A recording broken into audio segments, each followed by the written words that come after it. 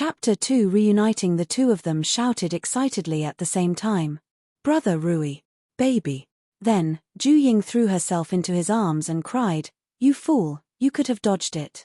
Why did you come to save me? If I hadn't, how else would we be fated to be husband and wife again in this life?" Jiyu Chongrui hugged her back and chuckled. However, tears also started to well in his eyes.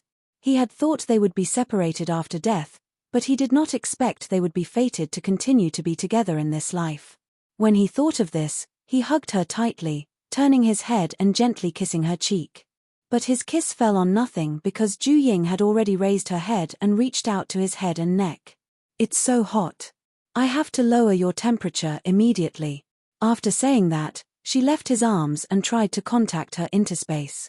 It was a space that had followed her since she was young, a space that she couldn't see the end of. It was surrounded by seawater, and there was only an island in the middle that was about 1,000 square kilometers in size. There were mountains, water, and fields on the island, like a heavenly garden. As long as the interspace was still there, she would not have to worry about food and clothing no matter where she went. After confirming that the connection was still there, she was overjoyed and said, "Brother Rui, wait a moment. I'll go to the interspace to get special fever medicine, food, and clothes." Jiyu Chengru's eyes lit up.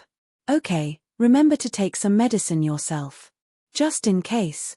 Ju Ying nodded in response and immediately flashed into her interspace. She did not stay after confirming the realm was still full of life, along with the cattle and sheep. She immediately went to the river that ran through the entire interspace to wash her hands. Then, she went to a warehouse inside a palace and took 2 cups of millet porridge, 4 veggie buns, a stack of cold medicine, and a few tablets of fever medicine. Finally, she also found 2 sets of thermal wear. After leaving the space, Ju Ying put the food and medicine aside and said, "Put this on to keep warm first. It's too cold today." After saying that, she took out a men's sweater and helped him put it on. She then covered him with the old quilt and handed him the porridge. Jiyu Chongrui took it and said, "You should eat quickly too. Don't go starving." Ju Ying nodded and quickly changed her clothes. She had a cup of millet porridge, a bun, and 4 cold medicine tablets. After that, she said, "I'm going to cook now. We'll discuss further when you're a little better." "Alright, we'll leave after I recover. We can't stay in this house any longer." Jiyu Chongrui hesitated for a moment before finally nodding in agreement. Otherwise, he would only be a burden if he went out in his current state. The key was that, based on the current situation, he was the only one who could bring up the matter of splitting up with the family. If Ju Ying was the one bringing it up, not only would it not solve the problem, but she might also be viewed with hostility and even get beaten up. Ju Ying responded, turned around, and walked out of the woodshed with a bunch of firewood. When she saw the standard double-door courtyard with black tiles and green bricks outside, she really felt bad for the original couple. It seemed that they really had to leave this family as soon as possible. After that, she turned around and entered the kitchen next to them. After looking at the prepared ingredients, she couldn't be bothered to do something different. Instead, she cooked a pot of millet porridge, a tray of white steamed buns, fried cabbage in vinegar sauce, and mixed it with a plate of shredded salted vegetables according to how the original her cooked. When she was almost done with her work, everyone got up one after another. At the same time, she also recognized that the one who had woken her up before was the new wife of the Jiyu family's household, Mrs. Liu, and she had been promoted from a concubine. She was a middle-aged woman with beautiful looks. Perhaps it was because she had been suppressed too much by the princess in the past. Once promoted, she became arrogant and wanted to show off her authority everywhere. Instead of appearing dignified, she seemed to be copying the late princess. Chapter 3 The situation at the same time, she also realized that the Jiyu family was large. First of all, was the eldest matriarch of the Jiyu family, Jiyu Chengru's biological grandmother, Mrs. Chiao. The main family branch that the couple was staying in now had 1 wife and 1 concubine, for children consisting of 2 boys and 2 girls, and her, their daughter-in-law. There were even more people in the second family branch. They had 1 wife and 2 concubines, with 5 children, consisting of 2 boys and 3 girls. There was also Mrs. Yang, the wife of the eldest son, Jiyu Chengji, and the child in her stomach. As far as she knew, this was not all of them. After leaving the capital, all the concubines in the two family branches who did not bear children were dismissed on the spot. Therefore, she and Jiyu Chengrui were the only children his father disliked and had no mother. Naturally, they were bullied. After the meal was ready, a group of women quickly helped her to place the food in the dining hall. They sat at two tables, one for the men and one for the women. The dishes on the table were the same, but there were more steamed buns on the men's table. After everyone sat down, Juying found that there was no seat for her. At this time, she also remembered that the original her had not eaten at the table since she entered the Jiyu family. When she thought of this, she felt a burst of anger. Seeing that there were still 3 steamed buns in the basket, she picked them up and turned to leave. Jinx, what are you doing? You can't eat steamed buns. Put them down. Mrs. Liu stood up and said. Aren't the steamed buns there for people to eat? Why can't I eat them? Juying turned her head and asked with a smile. Then, she grabbed a steamed bun and took a bite. She even chewed a few times, loudly on purpose. She didn't look like she was eating a steamed bun, looking as if she was chewing them up on purpose. You Jinx. It's already good enough that you have something to eat. How dare you eat those steamed buns? Mrs. Liu raised her hand and pointed at her angrily. After she finished speaking, she stood up and wanted to grab it, but the old Madam Qiao saw Juying's abnormal attitude and immediately stopped her. All right, she's been busy the whole morning. It's just a steamed bun. Just let her eat it. She can just put the other 2 down. Everything in and out of the house depended on her, especially in the kitchen. If she really made a fuss and shirked the responsibility, it would be troublesome for them. Madam, Chengrui hasn't eaten yet. He's sick and can't survive without staple food. So, I have to take these 2 steamed buns with me. After Juying finished speaking, she got ready to head out again. At that moment, her older brother-in-law, Jiyu Chengji, stood up and stopped her. Sister-in-law, you're going too far. You and your husband don't work, so you two can just share 1 bun. We still have to work in the workshop after dinner. We can't take it if we don't have enough. Not working? Juying turned her head and asked with a faint smile. Then, she waved her hand in front of his eyes and said, We, husband and wife, do all the dirty and tiring work in this house. You should be very clear about this. Jiyu Chengji looked at her hands, which were rougher and redder than his own, and he didn't know what to say. Jinx, how could you speak like this to your older brother-in-law? When her second aunt, Mrs. Yarrow, heard her words, she immediately slammed the table and stood up. Without waiting for her to finish, Juying immediately said, Stop. I think you know better than I do why the princess died and why the Jiyu family was raided. Don't push everything on me, and don't call me a jinx. I don't think I am worthy of being called that. Where's your upbringing? Is this how the Ju family taught you to speak to your elders? The old madam put down her chopsticks and shouted angrily. Respect is mutual. We're about to die, so who cares about being polite? Juying turned her head and looked straight at her. Chapter 4 Abandoned. The old madam was at a loss for words when she saw Juying's calm and sharp eyes. She asked, in confusion, What do you mean you two are going to die? Aren't you still alive and well? Really? I was considered slightly chubby when I married into the Jiyu family. But look at my face now. I've lost so much weight in less than a month that I'm only left with a layer of skin. When Juying said this, she deliberately pulled the skin on her face. She then continued, The nights these days are cold and long. Who could stand eating just porridge and doing heavy work every day? Last night, if it weren't for the warm water left on the stove, we would have frozen to death in the woodshed. Also, my husband's illness has been dragged on by the cold wind to become a lung inflammation. I'm afraid it will endanger his life if it's not treated. When Juying said this, she lowered her head and looked at the steamed bun in her hands. So, not only does he need the steamed buns, but he also needs medical treatment. Look, everyone was shocked after hearing this. Although lung inflammation wasn't an incurable disease, the medicine used wouldn't be cheap. It's just a cold. It'll pass soon. It's not that serious. Mrs. Liu unhappily said, not waiting for the old madam to open her mouth. Cough, cough. Jiyu Chungrui lifted the curtain and slowly walked in, accompanied by a series of heart-wrenching coughs. Everyone immediately looked at him. When they saw his ashen face and skinny body, they were all shocked. Especially the old madam. She really didn't expect that in just 2 days, the young man would become like this. It was no wonder Ju Ying, who had always been silent and submissive, was full of thorns today. She was even dissing whoever she could. Good morning, old madam, father, mother, second uncle, and second aunt. After Jiyu Chungrui finished speaking, he gave a simple bow. Then, according to the original him's attitude, he looked at Ju Ying and complained, "Why didn't you call me when it's time to eat? It's my fault. Your body is weak. You should sit down first." Ju Ying's lips curved up as she immediately helped him to the men's seats. Mr. Jiyu quickly raised his hand to stop them. "Since you're sick, go back to your room and eat. Don't give everyone else your sickness." Jiyu Chungrui raised his head and looked at him coldly. He coughed and said, "You're right, but I'm afraid I can't get through this illness. Father, please give me some money to go to town and get some medicine." "Money, money. How can we still have money at home? It's just a cold. After dinner, you can ask your wife to make you a bowl of ginger soup and sweat it out."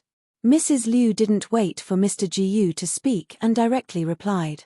Jiyu Chungrui did not even look at Mrs. Liu after hearing this. He wasn't born from Mrs. Liu's womb, so her attitude was unimportant. How he would get along with them in the future would ultimately depend on his father, Mr. Gus' attitude. Unfortunately, Mr. Jiyu had no feelings for him to begin with. In addition to the recent series of blows, he subconsciously avoided the truth and decided to put all the blame on the couple. Otherwise, Mrs. Liu would not have dared to target and torment them like this. Therefore, he only glanced at him indifferently and said, "Listen to your mother, we really don't have any money." "Is that so? Let's ignore that our relatives and friends gave us silver when we left the capital, a total of 50 taels of silver that we passed to the family. After returning to the village, the family received 100 taels of dividends from the family's oil mill. Was it all spent in less than 10 days? Jiyu Chungrui sneered. "After we returned, we spent on food, clothes, beds, and furniture. Do you think we could do much with 100 taels of silver?" Mrs. Liu counted with her fingers. Chapter 5 Splitting Up. 1. That's right. On the way home, the officers exploited us a great deal. There was nothing left of the silver others gave us. Second Aunt Mrs. Yarrow agreed. Jiyu Chengrui's heart turned cold, but at the same time, he was happy. The more ruthless they were today, the less guilt he would have in the future. As they were at an impasse, he swept his gaze across the room. Other than a teenager from the second branch, Jiyu Chengshi, who had no say in this and cast a sympathetic look at him, the others were either indifferent, ignoring him, or straight-up disdainful. In short, nobody cared about him, let alone spoke up for him. After another bout of coughing, Jiyu Chungrui looked at his father and said, "Since this family can't accommodate the two of us, let's just separate. Well, accept our fate, dead or alive." "Third brother, what are you saying?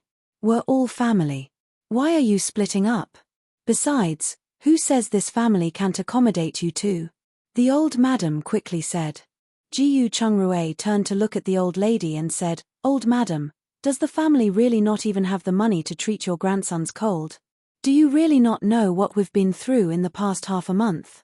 Who here treats us as a family? Our treatment is probably even worse than that of a servant." The 3 questions made the old madam lost for words. She knew that even she had some spare money, let alone her 2 daughters-in-law. However, things were different now, so she had to keep some just in case. Thinking of this, she could only look at Mrs. Liu, hoping she could take out some silver to keep them. But Mrs. Liu met her eyes and avoided them. Her son and daughter were already of marriageable age. Their family didn't have a decent income, so how could they give money to others? Not to mention, if Jiyu Chungrui stayed at home, he would get a share of the family property if Mr. Jiyu died early. It was better to take advantage of this and directly shoo him away to save the trouble. Seeing Mrs. Liu's reaction, Mr. Gu naturally understood what she meant, so he directly said, "Then let's split. But other than the things in your house, there's nothing else for you. It seems my father doesn't want me as a son anymore. That's fine. In the future, whether we live or die will be our fate."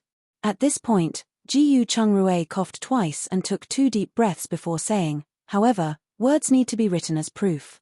I'll have to trouble you to go with me to the family leader to write a written proof and the village chief to separate our household registration."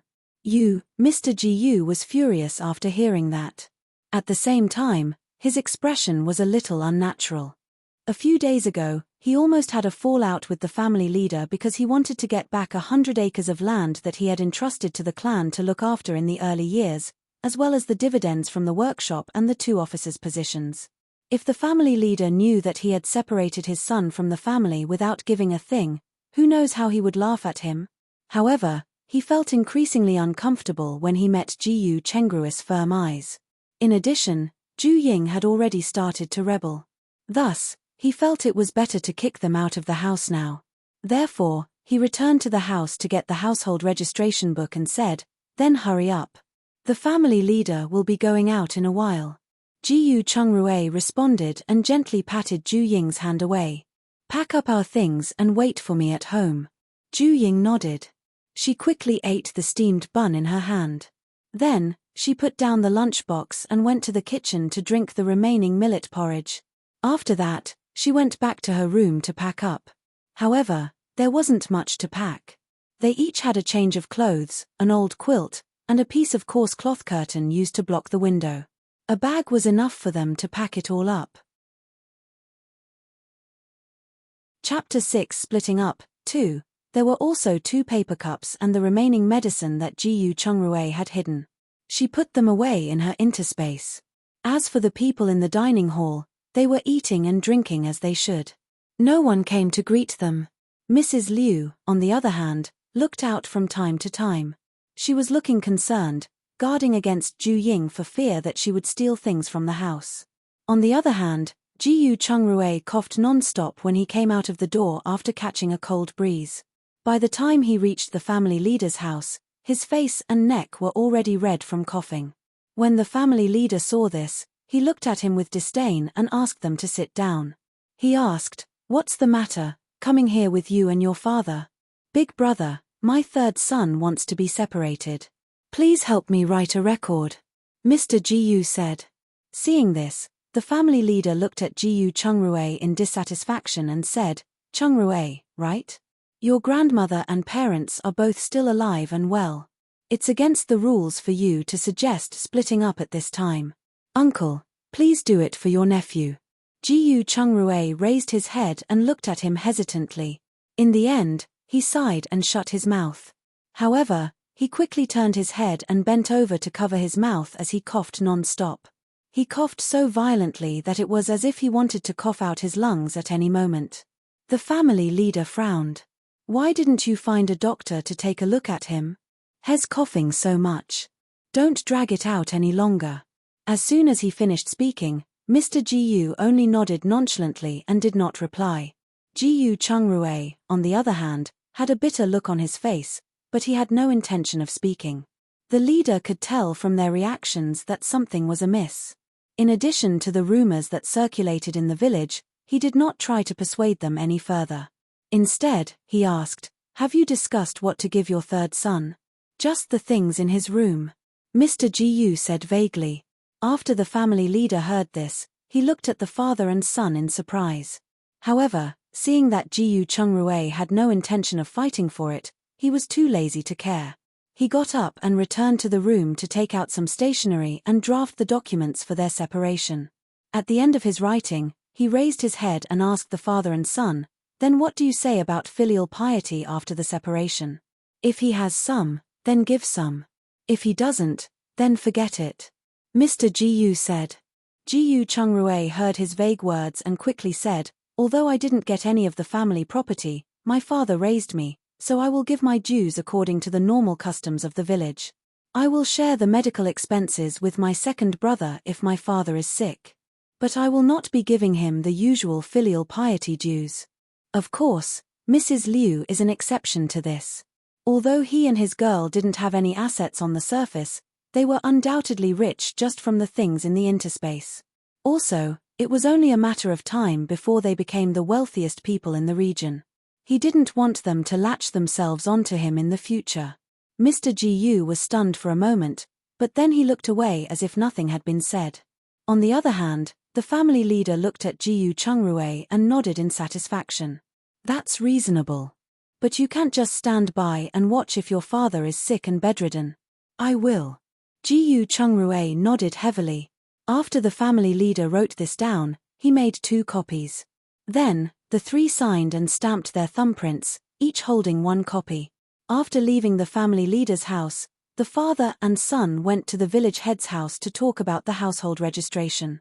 This time, it was unknown whether Mr. Gu wanted to save face or was really that eager to get rid of them, but he took the initiative to pay the processing fee. After Mr. Gu left, Jiyu Chungrui looked at the village chief and asked, "Grandpa Chen, is there any house in the village that I can rent?" After a moment of hesitation, the village chief replied, "I don't know about this. I'll ask around for you later, but you have to pay more attention to it.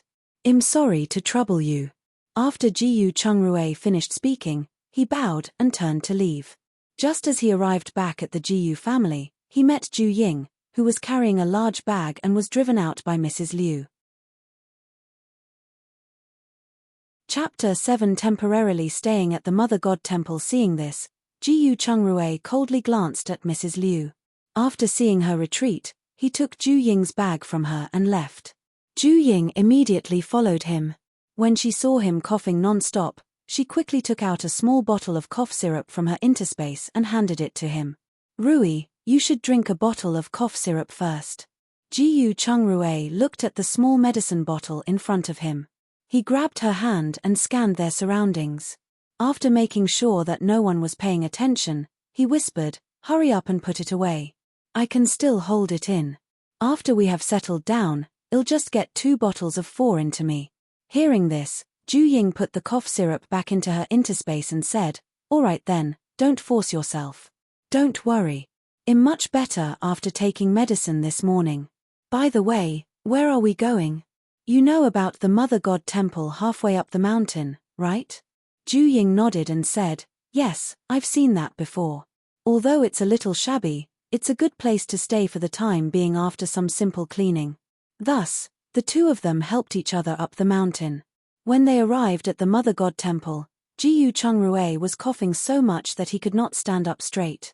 Ju Ying glanced around, and after making sure that there was no one nearby, she said, "Rui, you can't delay your illness any longer. I'll send you into my interspace to get 4 bottles into you." After Ju Ying finished speaking, she immediately looked around to ensure no one was nearby. Then, she helped him into the Mother God Temple. She helped him to the back of a statue and brought him into the space, reaching the villa they had built by the river. After helping Jiyu Chungrui lie down on the bed, Ju Ying asked him for a list of his needed medicines. Then, she went to the warehouse to prepare the medicines, put him on an 4 drip, and made him a cup of honey water as he requested. After his condition had stabilized, she took a bucket of water and a broom from the space. After that, she cleaned up the Mother God Temple, which was close to 100 square feet in size, and sprayed a large amount of disinfectant. After cleaning up, Ju Ying looked at the statue of the Mother God that had been weathered, all shabby looking. She didn't know why, but she suddenly felt sad and thought the statue looked dear to her. "I have no choice but to stay here. Sorry for the disturbance," she bowed respectfully. Afterward, she took a rope from her interspace and went outside to pick up some firewood. Otherwise, it would be hard to explain if someone found out that there were no signs of them living in the temple. After she came out, she realized that the river running through the village was right below the Mother God Temple. This was a good place, with a mountain next to a river. Then, she went directly up the mountain but did not get much firewood. Instead, she found a small nest of licorice, which she dug out and tied up. After she was done digging, her stomach began to growl. She carried the licorice on her back and returned to the Mother God Temple. After putting down the firewood, she walked behind the statue and stayed there for a while. After making sure that no one was nearby, She entered her interspace with the licorice. As soon as she arrived at the villa's entrance, she smelled the fragrance of cooking meat. She quickly put down the licorice and went to the bathroom to wash her hands. Then, she turned around and walked into the kitchen. When she saw the busy figure inside, she walked over and put her arms around his waist from behind. "Why didn't you wait for me to come back? You're still coughing so badly. You shouldn't be inhaling the smell of smoke." "I had nothing to do, so I stir-fried a plate of veggies and pressure-cooked some pork ribs along with corn soup." Ji Chungrui smiled and turned his head. Then, he looked up, picked up a dead leaf on her head, and said, "Hurry up and set up the table. We'll be eating soon." "Yes, sir." Ju Ying responded, turned around, and took 2 sets of bowls and chopsticks. She carried the garlic-flavored veggies to the dining room. On the other hand, Ji Chungrui had also finished cooking. He placed the ribs into the soup and followed her. After that, they sat down and had a good meal. After the meal, Ji Chungrui took a tissue from the side and handed it to her. "Baby, did you get anything from the mountain?" Chapter 8 Interspace. I was going to pick up some firewood, but there really wasn't much to pick up in the outer area. I did find a small nest of licorice and brought it back. "Licorice?" Ji Chengrui's eyes lit up, and he continued, "This place is about 5 miles away from town. Let's go to town in the afternoon. Take the licorice you dug up and some red sage and astragalus from the mountains in your interspace. Buy a pot or a crock when you return, and some food as a cover." "But your body," Ju Ying was concerned. "I'm fine. The medicine has already taken effect. I can handle it." "All right, then you can boil a kettle of water to drink. I'll go wash the dishes." After Ju Ying finished speaking, she put away the bowls and chopsticks on the table. After washing the dishes, she went to the warehouse again to get more medicine. But this time, it was an amount large enough for him to use for 3 days. After that, the two drank some water and rested for a while. After he drank his medicine, the two took their tools and went up the mountain. Then, according to Ji Chengrui's instructions, she dug out about 2 pounds of red sage and 5 pounds of astragalus before stopping. They stopped in front of an apple tree. Ju Ying reached out and picked 2, then handed one to Ji Chungrui. She turned around and sat on a big rock, eating the apple while scanning the entire island with her mind. To the east of the island was a group of mountains, covering an area of nearly 100 square kilometers. However, it had been slowly transformed by the two of them. Now, in addition to some precious medicinal herbs and trees, they had also planted all kinds of fruit trees, dried fruit trees, tea trees, and all kinds of medicinal herbs. Of course, they also raised a batch of bees, which could produce a large amount of honey every year. The river flowing down the mountain divided the land at the foot of the mountain into 2, but it was not even. One side was larger than the other, about a 2-to-1 ratio. There were all kinds of freshwater fish and prawns in the river. Because of the rapid flow of the river at the foot of the mountain, they had also built a small hydraulic power station, which could supply electricity for the entire interspace. On the smaller side of the plain, she had plowed it into a field and planted sweet potatoes and taro. Now, there were herds of cattle and sheep on it. In the middle, there were also donkeys, deer, pigs, and various kinds of livestock, such as chickens. At the same time, they also planted some trees in the fields, such as coconuts, olives, bay laurel, and some other oil-based trees, which were just enough to separate the various groups of animals. Something worth mentioning was that there were also some sea ducks and swallows herding near the grass on the beach. In the past, just the sea duck eggs and bird nests were a significant income. On the larger side of the plain next to the river, was their small 2-story villa at the foot of the mountain. Below it was an industrial area of about 100 acres and a drying area of 100 acres.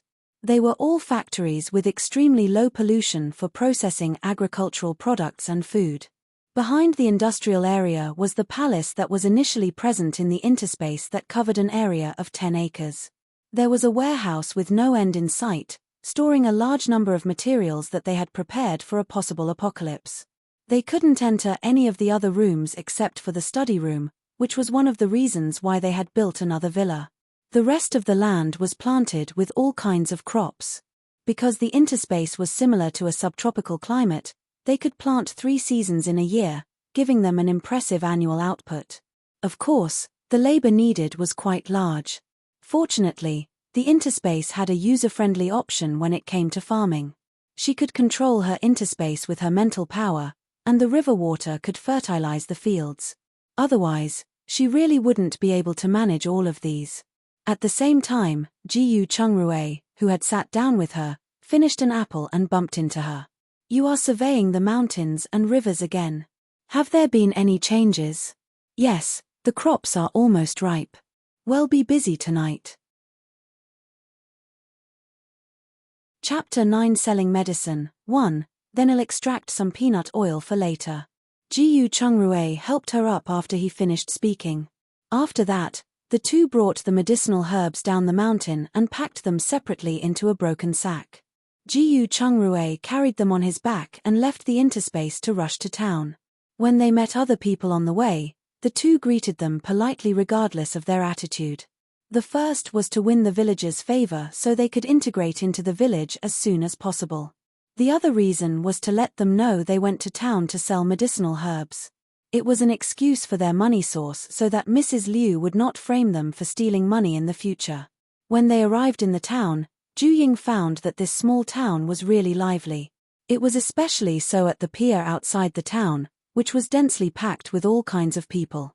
I heard that the Jiyu family used to rely on river transportation to make a fortune, right? She turned to ask Jiyu Chungrue. Yes, at first it was river transportation, then it developed into sea transportation. It can be said that transportation is the Jiyu family's pillar industry. This small town is really a good place with connections. As long as you have the brains, you can still make a living even if you don't make a fortune. It seems like we have to make a good plan. Yes, but we have to do it slowly. Otherwise, it'll be troublesome if we get targeted. After Jiyu Chungrue finished speaking, he pulled her hand and walked forward. On the way, they found a tea stall and inquired about the various medicine shops in the town. The two went directly to the poorest medicine shop owned by the Luo family.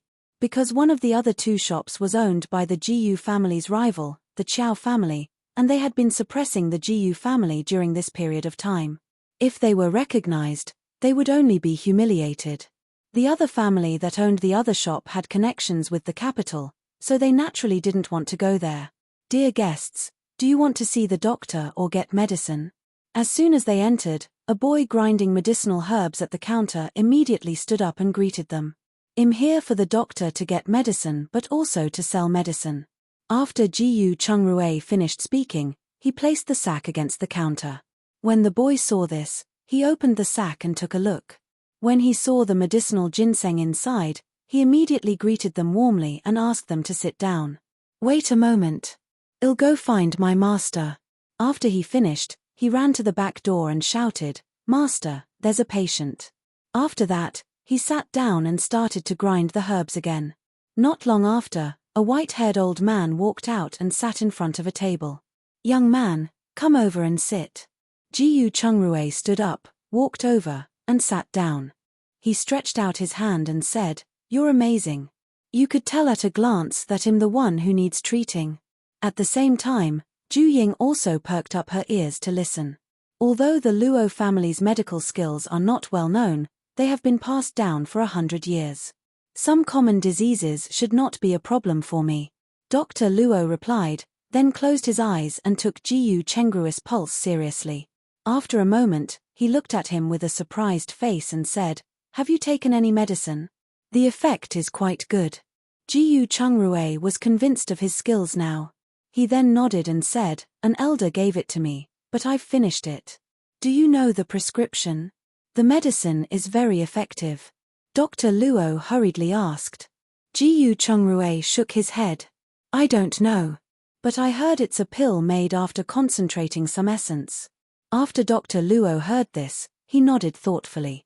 Then, he wrote a prescription for him and said, Take 3 of them and let's see how it would go. After he finished writing, he handed the prescription to his apprentice.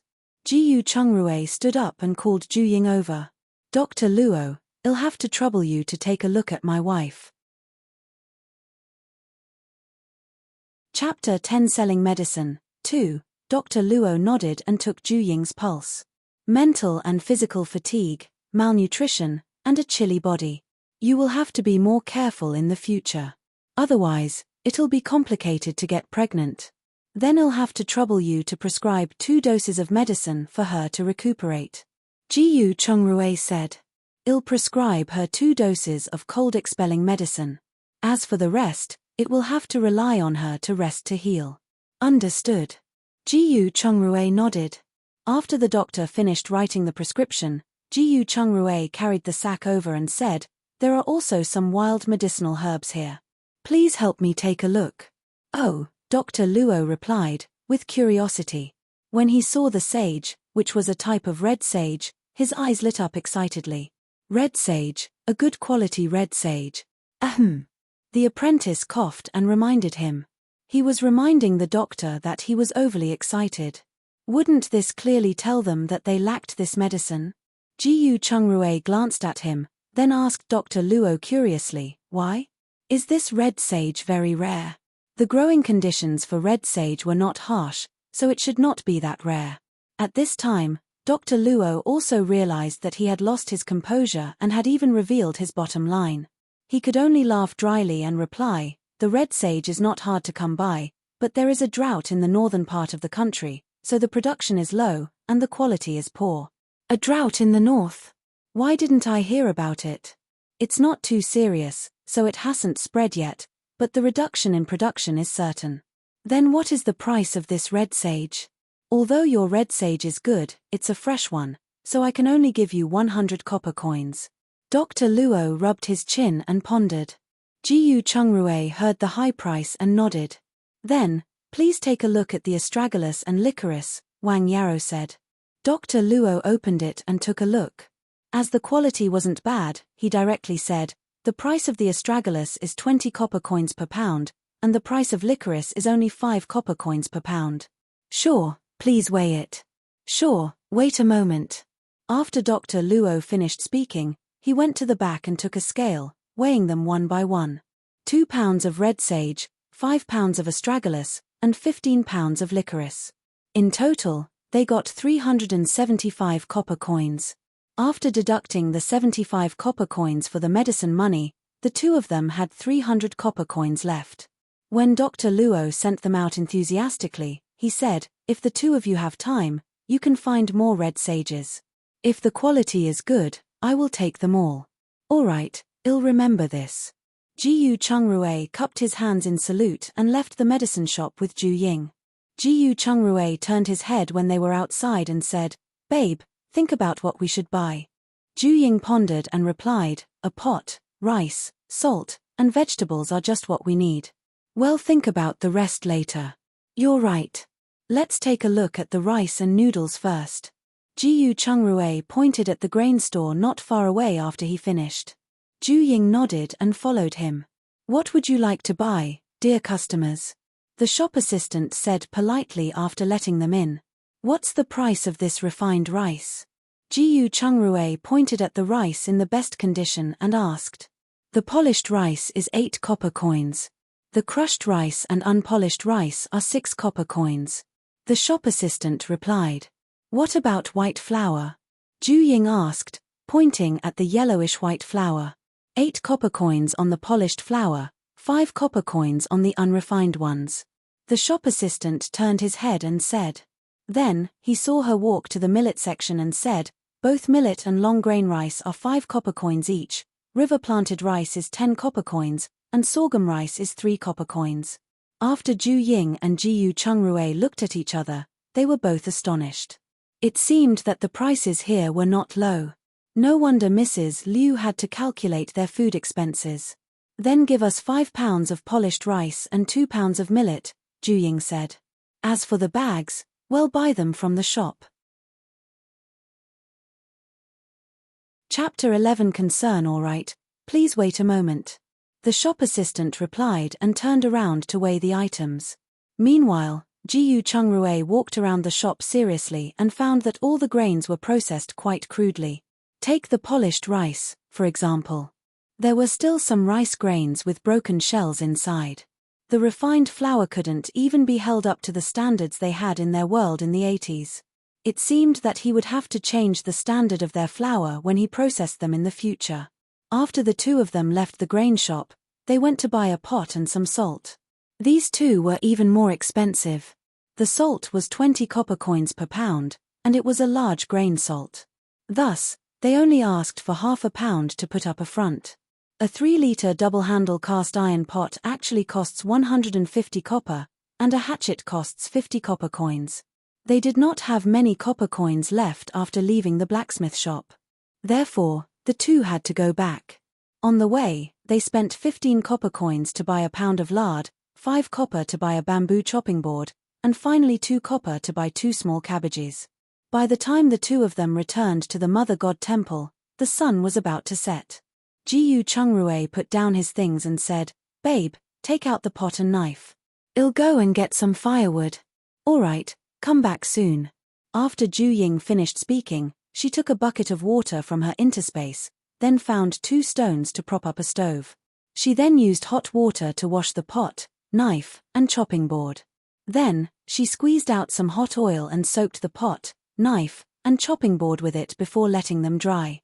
Then, she took out a piece of tofu, 2 handfuls of vermicelli, and a clay pot from her interspace. She made a clay pot of tofu and cabbage. At this moment, she realized that they hadn't prepared any bowls or spoons, so she had to take one from her interspace. When she was almost done with her work, Jiyu Chungrui returned with a small bundle of firewood. Ju Ying immediately went up and reached out to take the firewood. Jiyu Chungrui dodged. "I'll do it. Don't get your hands dirty." After he finished speaking, he put the firewood aside and threw a few logs into the fire.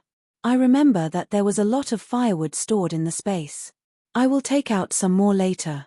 The wind outside is quite cold, and the fire should stay lit. Okay, wash your hands, and let's eat first. We'll talk after dinner."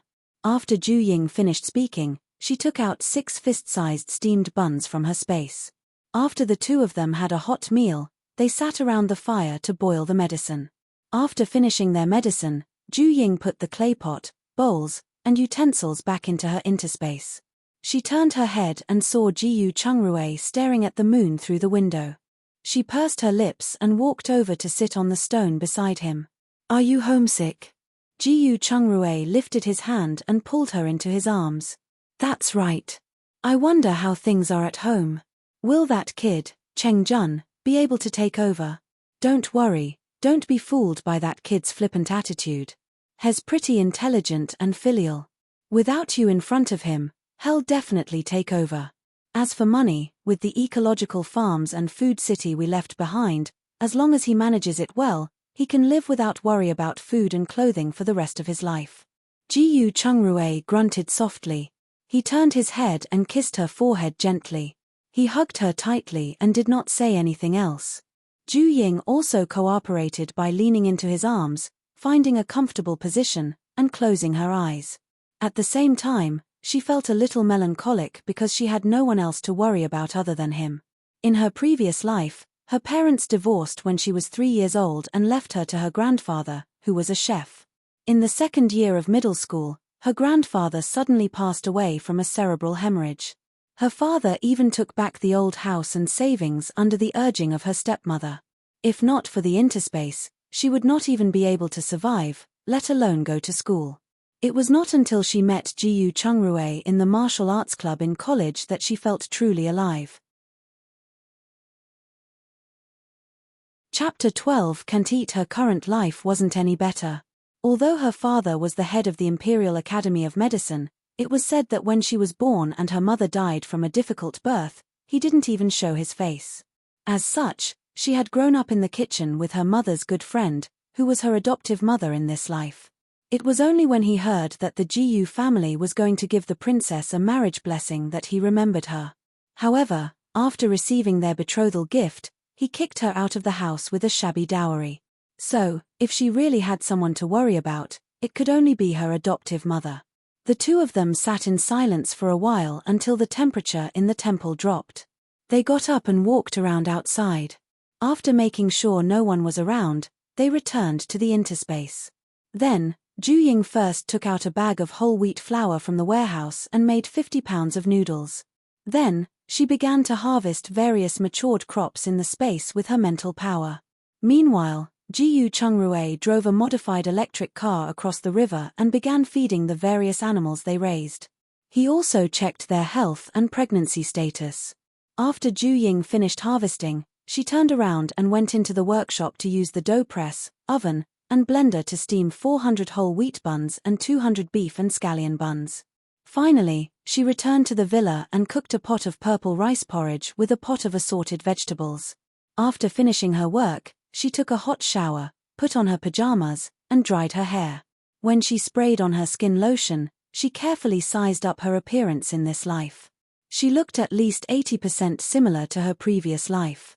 She had an oval face, squinty eyes, a straight nose, and a slightly thicker, cherry-like mouth.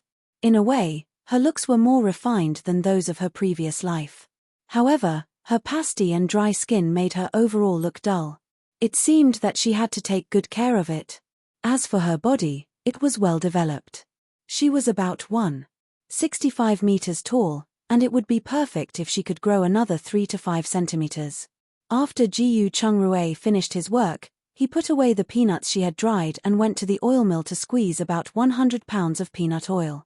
When he returned to the house, he saw her looking smugly in front of the mirror. He smiled and walked over to her, sizing her up. "You still looked beautiful, but a little young. I can teach you up." Ju Ying's lips curved into a naughty smile. She leaned in and kissed his ear. "Are you sure?" Jiyu Chungrui felt the familiar, gentle, feather-like teasing and the breath that blew into his ear. His ear suddenly felt itchy, and he subconsciously turned his head. At the same time, a sense of lust rushed into his head, causing his mind to buzz and go blank. His ears also turned red. However, he reacted quickly. He turned around and quickly kissed her on the neck, then quickly took off his clothes and rushed into the bathroom.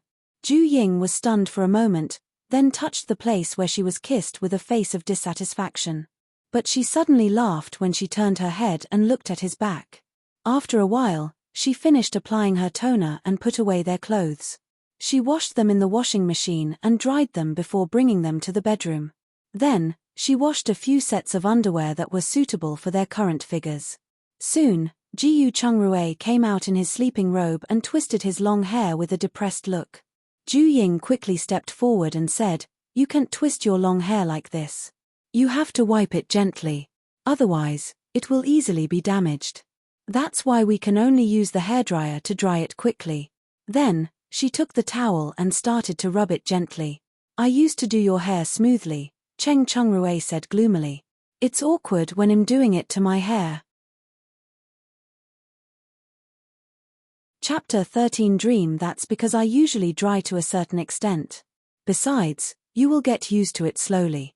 After Ju Ying finished speaking, she was almost done drying his hair. Then, she brought him to the mirror and started to blow dry his hair layer by layer. After cleaning up, the two of them each had a bowl of purple rice porridge with some side dishes and went back to their bedroom to rest. As soon as Ju Ying laid down, she saw Jiyu Chungrui holding a pillow, blanket, and clothes while he walked out. She was stunned for a moment and asked, "What are you?" "You're 16 now, and I'm 17. We are both too young. For the sake of our physical and mental health, we should sleep separately for the time being." Jiyu Chungrui looked at her deeply and walked out after he finished speaking. After Ju Ying heard it, she was taken aback shortly. In the end, she approved of that notion. They shouldn't take it too hard with their current bodies. It was better to avoid that kind of suffering. After lying down, she thought she would have to get used to her new bed, but she didn't expect to fall asleep the instant her head touched the pillow. On the other hand, Jiyu Chungrui, who was in their study, laid down after setting the alarm for 6 o'clock. He turned over a few times, got up, and drank 2 bottles of cough syrup before he fell asleep. The alarm clock rang the following day, and Jiyu Chungrui woke up instantly. He looked at his thin and weak arms, stunned for a moment, but quickly remembered that they had transmigrated. Thinking of the current situation, he quickly got up and changed his clothes to go downstairs to find Ju Ying. They had to get out as soon as possible. Otherwise, It would be hard to explain if they were found out that they were not in the Mother God Temple. When he arrived at the master bedroom, he saw that Ju Ying was still asleep. He didn't know what kind of sweet dream she was having, but she had her mouth wide open, smiling, and her drool was flowing out. Even though he couldn't bear to wake her up, he still went up to the bed and pinched her little nose. "You're so annoying. Go away." Ju Ying slapped his hand away and shouted subconsciously, and she woke up after that.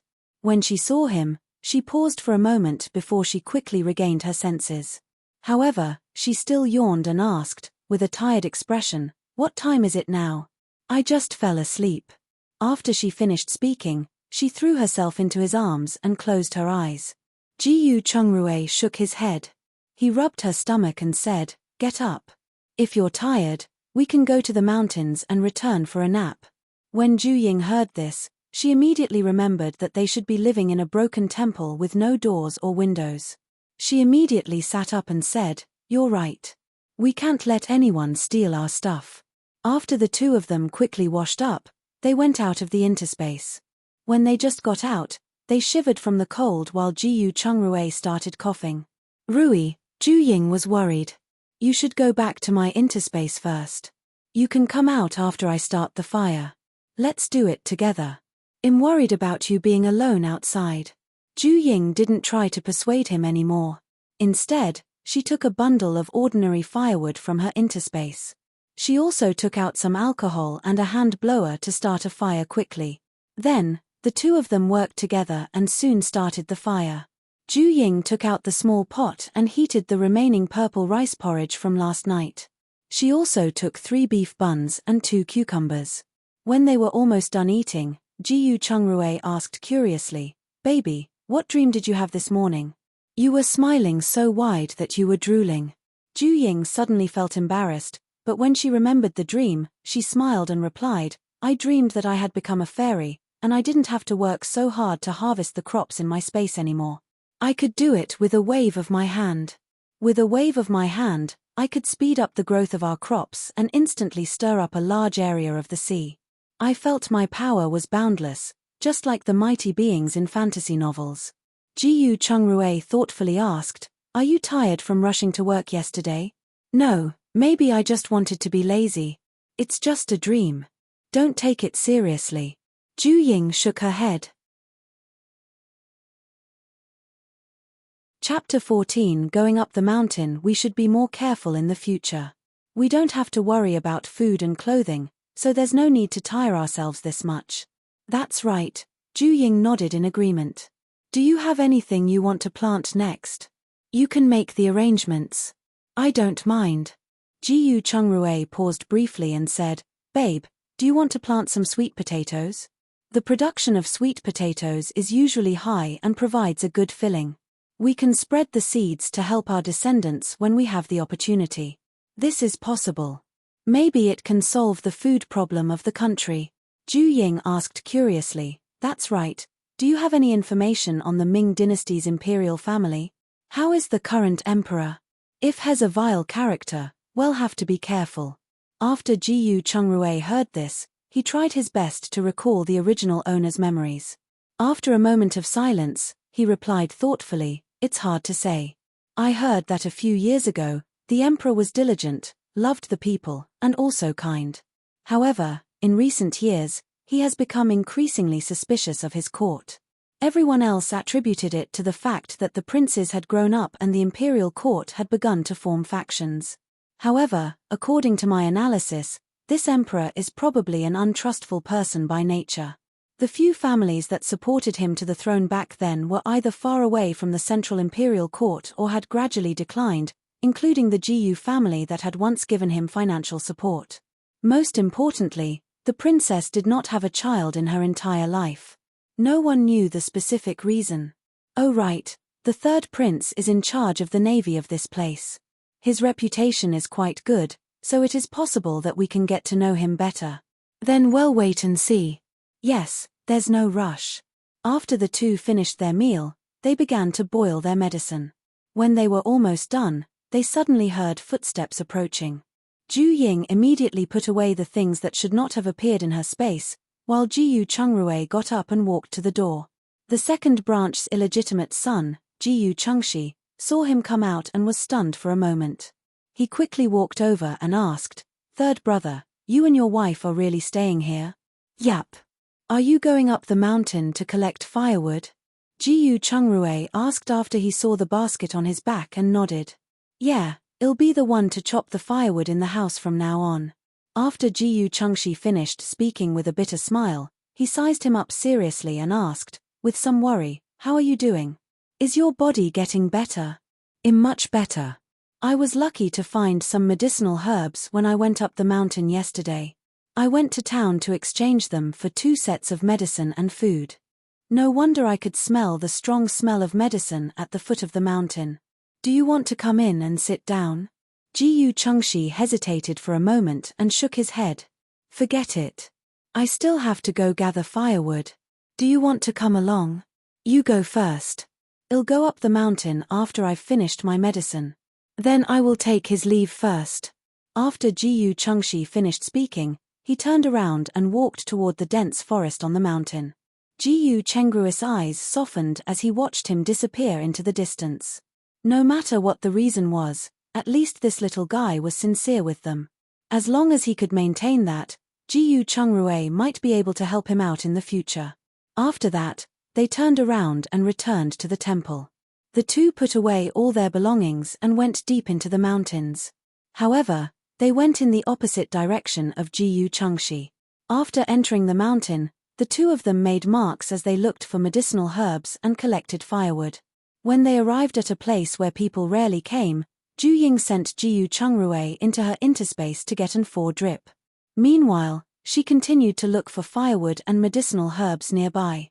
While she was tying the firewood, she suddenly heard the cry of a chicken coming from above her head. Then, something hit her body, giving her a big fright. Chapter 15 Tian Jiawang. As a result, she lost her balance and fell to the side. Although a small tree stopped her, her head still hit the tree. She saw stars, and tears instantly welled up in her eyes. The hatchet in her hand also flew out of her hand and into the grass not far from the hillside. At this time, a burly man wearing a rabbitskin vest and carrying a basket of arrows on his back quickly scuttled out from the side. When he saw her, he was stunned for a moment and said apologetically, "I'm sorry, miss. Are you hurt?" "Maybe not a concussion, but there's definitely a big bump on my head." After Ju Ying stood up, she rubbed the back of her head and glared at him. The burly man was taken aback. Although he didn't understand what a concussion was, he understood that she must have hit her head. "I'm sorry, miss. I really didn't see you. Do take this wild chicken as an apology." He scratched his head with a dry smile.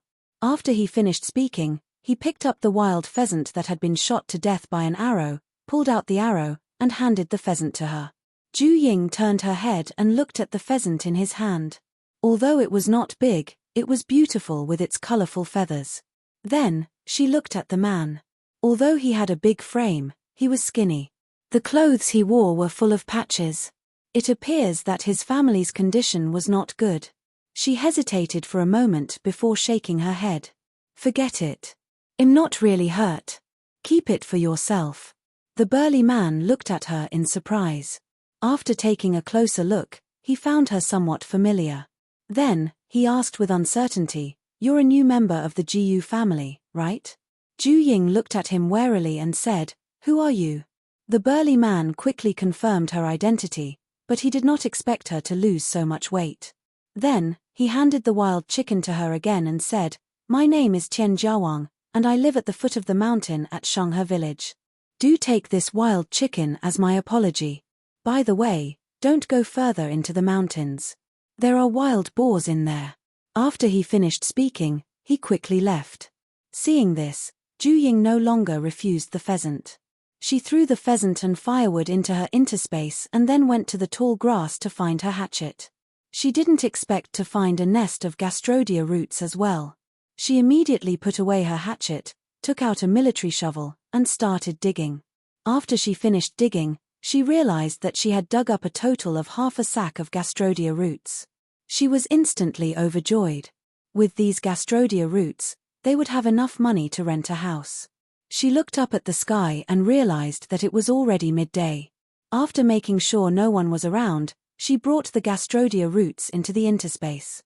Jiyu Chongrue, anxiously waiting in the interspace, immediately stepped forward to greet her when he saw her.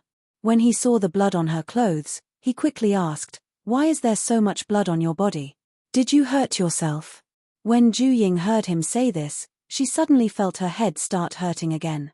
She immediately lowered her head and pointed at her wound. "I'm injured.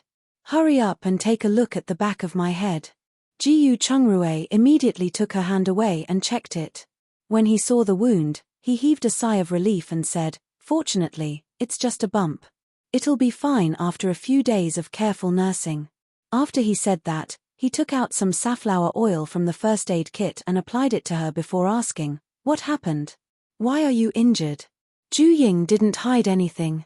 She told him directly about how Tian Jiawang shot the pheasant and scared her. "By the way, do you know him? I think he's a good guy, so I didn't make things difficult for him. I have some impressions of him. He's a pretty good person, but his life is tough." Jiyu Chongrue nodded and replied. When the original owner of his body went up the mountain to chop firewood, he came into contact with him. He had even helped the original owner carry firewood down. He could be said to be one of the few people in the village who did not discriminate against the two of them. Chapter 16. Regret a tough life. Yes, I heard that his parents passed away when he was young, and he grew up with his sister. He had finally married, but his wife died in childbirth. Soon after, his brother-in-law was killed by a wild boar, and his sister and her 2 daughters were out of their in-laws' home. With a situation like this, unless he has a fortuitous encounter or his sister remarries with the 2 children, his remarriage will be even more difficult. He sounds like a person who values relationships and loyalty, Ju Ying said, while her stomach began to growl. Her face turned red when she heard that. Jiyu Chongrue paused for a moment and put away the first aid kit. "Go and wash your hands. I made your favorite duck blood rice noodles. Really? I love you so much." After Ju Ying said that, she pounced on him and kissed him. Then, she turned around and washed her face. After the meal, the 2 left the interspace together and followed the markings back. On their way back, they found some wild angelica. When they reached the edge of the mountains, they saw that the number of people had gradually increased. The 2 of them each carried a bundle of firewood and a sack as they walked toward the Mother God Temple. Back in the temple, Ju Ying took out the pheasant and let Jiyu Chongrue kill it while she peeled some chestnuts for herself. They stewed a small pot of chestnuts, roasted the pheasant, and had a good meal. While they were eating happily, the Jiyu family's residence was a mess. It was because when it was time for dinner, they realized that the water in the tank had already reached the bottom. The main wife complained about the second wife's laziness, asking why she didn't refill the water after cooking. The second wife complained that the main wife was being sly. She complained that the first wife should have refilled the water tank after she cooked and deliberately left it empty to blame her. When old Madame Chiao heard the noise outside, she was so angry that she knocked her walking stick on the ground and said, "Stop quarreling. What are you all doing? You're acting like a bunch of shrews. Mother, you have to help me. The main wife is clearly bullying me," Mrs. Yarrow said with an aggrieved expression. "Sister, you're wrong. You're the one on duty today. How can you blame it on us?" Mrs. Liu said indignantly. "But yesterday, you guys," Mrs. Yarrow still wanted to argue, but the old madam impatiently interrupted. "Shut up, all of you. Look at what you 2 are doing. In the future, divide the work into different categories, and whoever gets their turn will be the one to do it. Whoever can't finish is not allowed to eat. But the second household has 1 more person than our first household," Mrs. Liu said, with a face full of grievance. The first household had more. But who was it that forced the 3rd son and his wife to leave? The old madam glared at her and said, "That's right. If Chongrue and his wife were here, we wouldn't even need to do something like this." Mrs. Yarrow immediately agreed. At the same time, she was a little regretful. If she had known that the housework would be so tedious, she would have asked the young couple to stay. However, the old madam rolled her eyes at her. What's the point of lamenting about it now? It was too late to regret it now. Mrs. Liu retorted, you acted as if you had tried to make them stay when they wanted to leave. Why didn't you ask them to stay when they discussed paying for their medicine? If you were willing to pay for it. Before she could finish her sentence, the old madam interrupted her. All right, what's the use of complaining now? Go and do whatever you need to do. However, she also remembered that their family was short of money. She then looked at the concubine of the second branch, Mrs. Huang, and asked, Mrs. Huang, I remember that your embroidery is not bad, right? It's all right. I learned it from an old nanny in the palace. Mrs. Huang was astonished by the question for a moment before she replied. Chapter 17 Ideas. 1. That's good. You will go to the embroidery workshop tomorrow and take some work back. Bring your 5 sisters to do some embroidery work to earn money for food. As for the work at home, you and your daughter should not interfere in the future. Yes, old madam. I will go and get a job tomorrow. Mrs. Huang hesitated for a moment. Although she was worried that it would tire her eyes, she thought of the heavy physical work she would have to do otherwise and finally nodded. Although Mrs. Liu and the others were jealous, they knew they were not cut out for it. This was why they didn't say anything, since this would bring in more income for the family. Since no one has any objections, it's settled then. You guys will take turns in the future. Whoever messes up again can forget about eating. In addition, tell the 5 of them to learn embroidery properly when you go back. Whoever doesn't want to work will have to work in the fields. Yes. They immediately responded in unison. All right, you guys can cook dinner together tonight. Hurry up and get back to work. After the old lady finished speaking, she got up and returned to her room. Although Mrs. Liu and the others had their thoughts, their stomachs were unbearably hungry, so they didn't delay any longer and started to work. The old madam thought that the problem had been solved in time but didn't know that her neighbor on the right, the 6th sister-in-law of Mr. Gus' generation, who was also the clan leader's sister-in-law, Mrs. Chen, had heard it. What a group of spoiled young ladies. So many people can't even cook a meal, she said with disdain. After she finished speaking, she quickly thought about how they had chased the 3rd son out of the house. She wanted to gossip, so she didn't even eat and went directly to the family leader's house to ask around. After getting the news, she immediately spread it around. They also quickly discovered that Jiyu Chungrui and his wife had moved to the Mother God Temple. They looked down on the Jiyu family even more.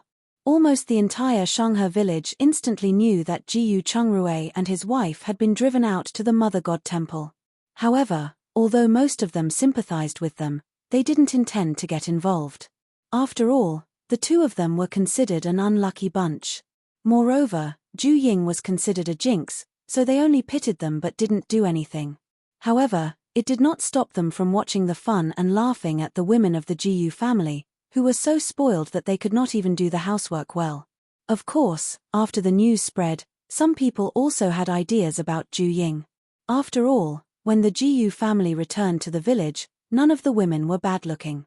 At night, Ju Ying and her husband sat around the fire and boiled a pot of iced pear to drink. After drinking it, they were about to enter the interspace when Jiyu Chungrui noticed someone loitering nearby. He immediately made a shushing gesture to Ju Ying. After Ju Ying understood, she bent down to pick up 2 big pieces of firewood and gently walked over, handing one to him. After that, the 2 of them stood on both sides of the door, quietly waiting for the people outside to come in so that they could trap them before they beat them up. About 15 minutes later, the footsteps gradually approached. The 2 immediately raised a large piece of firewood and readied themselves. After a while, they saw 2 short men, one in front of the other, cautiously come in. They were stunned when they saw both husband and wife standing on both sides with firewood. Then, the 2 of them looked at each other and pounced on Jiyu Chungrui simultaneously. As long as they could take him down, Ju Ying would be nothing to worry about. Seeing this, Jiyu Chungrui was amused. Then, he swung the stick and hit the shoulder of the man on the left. The man screamed and fell to the ground, holding his arm and screaming. The other one was so frightened that he turned around and wanted to run. Seeing this, Jiyu Chungrui immediately jumped and kicked the other person in the back. Chapter 18 Ideas 2. The man staggered and fell to the ground. He screamed and covered his nose. When he saw the blood dripping to the ground through the gaps between his fingers, he immediately got up and tried to run away. Ju Ying, who was already blocking the door, kicked him on the shoulder before he could get up. She took 2 steps forward and stepped on his back, making him unable to get up. Then, she bent over and patted his face with the firewood. She asked with a smile, "Who are you? What are you doing here in the middle of the night? Remember to tell the truth. I've heard that there are wolves on this mountain, so no one should be able to find out if you disappear, right? Whoever speaks first will suffer less. The other can enjoy being my punching bag," Jiyu Chungrue said, and he picked up the man who had been knocked down and placed the 2 of them side by side. The 2 of them cried out for mercy simultaneously because they clearly realized that this young couple were not pushovers but wolves in sheep's clothing. They were really ruthless. "Spare your life. You would need to give us something in return, right? We will spare whoever says it first," Ju Ying said as she exerted more force on her feet. "Cough, ill talk, ill talk. We heard you were driven out to this broken temple, so we thought of coming over to steal some silver." The man at Ju Ying's feet immediately replied. The other one nodded and said, yes, we just want to steal some silver." "Really? Why doesn't it look like it? If you're a thief, there's no need to hurt us, right? You guys obviously want to kill me after coming in." Jiyu Chungrue squatted down and looked at the 2 of them with a faint smile. Of course, he was also trying to test if the 2 were lying. He didn't expect the 2 to really avoid looking at him. This proved that they had other motives. However, he didn't press them any further. Instead, he asked, "What are your names? Which village are you from?" "Im Chen Zhuang, from Dai village. My nickname is Huzi." The person under Ju Ying's feet hesitated but still reported his name with a bitter face. The other one, afraid of being killed, also quickly followed and signed up, "Im Jiyu Jiang, nicknamed Leopard." Jiyu Chungrue looked at the 2 of them in surprise and mocked, "So it's the village's famous brothers of the tiger and leopard. I've been disrespectful. No. Can we get up now?" Jiyu Jiang smiled apologetically. Jiyu Chengrue's face turned cold, and he punched him in the face. Then, he punched him 5 or 6 times in a row, making him cry out. His thin face was instantly swollen into a pig's head. Then, he gave Chen Zhuang 2 slaps and said, "Are you trying to fool me? Don't think I don't know what you're up to. I won't be satisfied even if I kill you 100 times. After he finished speaking, he turned around and stepped between the 2 of them. He picked them up by their collars and carried them out. After they left the temple, they pushed the 2 of them up the mountain. Looking at the pitch-black forest and thinking about what Ju Ying had just said about feeding them to the wolves, the tiger and leopard brothers suddenly felt their legs begin to go weak. They immediately begged, "Mr. Jiyu, please spare our lives. We were wrong. We won't do it again. Please spare us this time." Jiyu Chungrue did not answer them. Instead, he pushed them forward even harder. He knew very well that they would not let this slide if he did not teach these hooligans a lesson. Seeing that he was insistent on pushing them to their deaths, the 2 men wanted to put up a final struggle. After exchanging a glance, they pounced directly on Jiyu Chungrue. Chapter 19 Oath. However, Jiyu Chungrue had already expected that they would resist. So, when they turned around, he opened his arms and held their heads in each hand, slamming them into the middle. The 2 of them immediately cried out in pain, then shook their heads out of pain. The slightly taller Chen Zhuang was in a miserable state. He immediately covered his injured nose and started crying. "You're a big man. How do you have the cheek to cry when you're injured? Hurry up. You can cry later when you are up against a wolf." After Jiyu Chungrue finished speaking, he went forward and pushed them forward again. "I'll fight it out with you. At most, we'll die together." Chen Zhuang returned to his senses and threw a punch at him. Seeing this, Jiyu Chungrue immediately raised his leg and kicked his stomach. Chong Zhuang fell on his butt and happened to sit on a small sharp stone. He immediately jumped up while shouting in pain. Her heart-wrenching look made Jiyu Chungrue laugh. Seeing this, Jiyu Erjiang quietly lifted a stone and tried to sneak an attack on him. Jiyu Chengru's ears twitched when he heard the whoosh of the wind. He dodged to the side and raised his hand to hit the joints on Jiyu Erjiang's arm simultaneously. The stone in his hand fell to the ground instantly. Then, Jiyu Chungrue kicked his leg. The man screamed and knelt on the ground. Seeing this, Jiyu Chungrue picked up the two of them again and said, "It seems that we can't settle this peacefully. Then, I won't be polite to you guys anymore." After he finished speaking, he pushed and shoved again. But this time, he used more force. He would kick them a few times if any of them didn't behave. Just like this, the three of them kept moving and stopping. After a few rounds of fighting, the tiger and leopard brothers had become entirely meek. They were completely under Jiyu Chengru's control. They could not even last 3 moves against him, and they were now even more injured. In the end, Qian Zhuang knelt down and kowtowed. "Brother Jiyu, Mr. Jiyu, please spare our lives. We were wrong. Please spare us this once. We won't dare to do it again. Yes, we will definitely avoid you in the future." Jiyu Erjiang immediately chimed in. Seeing this, Jiyu Chungrue sneered. "I can't trust you. You two should die." The two of them were startled when they heard that. They looked at each other, then crawled 2 steps forward, one of them grabbing onto one of his legs and saying, "We swear that if we have any evil thoughts in the future, we will be struck by lightning and die a terrible death." "No, it's a fate worse than death," Jiyu Chungrue said. Yes, a life worse than death." The two of them immediately nodded in agreement. "Then I'll believe you this once. But remember, you only have this one chance. If there's a next time, it'll definitely make you regret being born into this world." After Jiyu Chungrue finished speaking, he raised his hand and jabbed their clavicle acupuncture points. The two of them immediately felt a tightness in their chests and couldn't help but let go. They remembered his fighting skills. Every time he hit them, it would be excruciating, and he would especially hit the places that hurt. At that moment, Qian Zhuang thought of something and asked, "Brother Jiyu, do you perhaps know medical skills?" "A little. Although I can't treat any serious illness, it's more than enough to deal with you and even make you wish you were dead." I understand. Then, can we go now?" Qian Zhuang nodded and stood up. "Remember the oath you took. Also, remember, you only have one chance." Definitely. If we have any other devious thoughts, we'll be better off dead." After Qian Zhuang replied solemnly, he quickly helped Jiyu Erjiang up and walked down the mountain.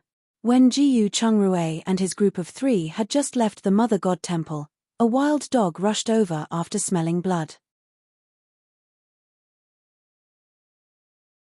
Chapter 20. A worthy friendship. Zhu Ying immediately retreated to the side to guard against the dog. At the same time, she took out a bottle of pepper spray from her interspace. Although it wouldn't do much to it, it wouldn't be a problem to choke from the pepper spray and run away. After walking around, the wild dog didn't find anything to eat, so it went to their temporary stove. In the end, it barked a few times in grievance and helplessness, crawled to the side, and closed its eyes. Looking at its listless appearance, Zhu Ying remembered the feeling of cold and hunger she felt when she first transmigrated. It was really pitiful. However, she didn't want it to live here. After all, this kind of wild animal might have lice, fleas, and other pests, so she had to be careful. Ultimately, she took out a piece of rib about 2 pounds in weight from her interspace and tried to lure it out of the Mother God Temple. Sure enough, the dog stood up immediately when it smelled the blood from the rib, staring at the meat in her hand with an eager look. Zhu Ying was happy to see this. She deliberately waved the rib in her hand to lead it out. After leaving the Mother God Temple, she threw the rib into the grass not far away. When the wild dog saw this, it immediately barked and rushed over. It picked up the ribs with its mouth and quickly ran into the forest. After Zhu Ying returned, she put everything into her interspace and sprayed the Mother God Temple with pesticide. Because the smell was too bad, she could only turn around and walk out. As soon as she stood still, she saw a figure running up the mountain. When the person got closer, she saw the person clearly. She exclaimed in surprise, "Mr. Tian, what are you? Mrs. Jiyu, are you all right?" I heard someone screaming on the mountain earlier and was afraid that something might have happened to you, so I came to take a look. Tian Jiawang asked while panting. There were 2 crooks, but my husband chased them away. Those screams came from the 2 crooks. Those crooks, do you know who they are? One is called Chen Zhuang, and the other is called Jiyu Erjiang. It's these 2 scoundrels again. This isn't a place to stay for long, you have to make plans as soon as possible. As soon as he finished speaking, he saw 2 figures supporting each other and limping down the mountain. Behind him was a thin and weak figure. Ju Ying saw him and immediately waved her hand, Rui. Tian Jiawang heaved a sigh of relief when he saw him. At the same time, he waved his hand and said, "It's good that Mr. Jiyu is fine. Then it would be best if you guys rested early. I'll be going back now. Sorry to trouble you, Mr. Tian. Do come in for a while," Jiyu Chungrui said as he jogged over. "Another day. I'm worried as my house is not locked." After Tian Jiawang finished speaking, he turned around and ran down the mountain. "Sure, let's meet up some other day," Jiyu Chungrui quickly replied. We'll talk about it later." Tian Jiawang waved his hand and ran down the mountain. Mr. Tian is really a warm-hearted person. Just because he heard a scream from the mountain, he ran up in the middle of the night to help. Ju Ying said as she looked at his back. This person is indeed honest and worth befriending. After Jiyu Chungrui finished speaking, he frowned. He wrinkled his nose and looked at Ju Ying. "Babe, how much pesticide did you spray? The smell is too strong." "I had no choice. A wild dog ran in just now. I was afraid it would leave fleas, so I sprayed more." "Wild dog? It seems that after selling the medicinal herbs we got this time, we'll have to find a house as soon as possible." "Well, I think it's better to rent a house in town and start a small business. Then we can slowly get by." Jiyu Chungrui hesitated for a moment before shaking his head. "I'm afraid it's not appropriate. With the Qiao family here, we have to avoid them temporarily. It's better to find a house in the village and stay there first. When we have enough connections to compete with the Qiao family, then only we can start our business." Chapter 21. Dreaming once again. When Ju Ying heard him say this, she remembered that the Qiao family had repeatedly sabotaged Mr. Jiyu and his uncle's business. She had no choice but to keep quiet. After that, they talked about the tiger and leopard brothers. Ju Ying knew they would settle down for the time being, so she did not ask much. When the smell in the temple was almost gone, it was tranquil on the mountain. Then, the 2 returned to her interspace after walking behind the mother god statue. After entering the space, Ju Ying planted 200 acres of sweet potatoes and all kinds of rice seedlings. Next, she planted winter wheat, millet, beans, and sesame seeds. After Jiyu Chungrui finished feeding the animals, he slaughtered some mature roosters and asked Ju Ying to put them in the warehouse. The following day, the 2 of them decided to go up the mountain again to pick some herbs after dinner.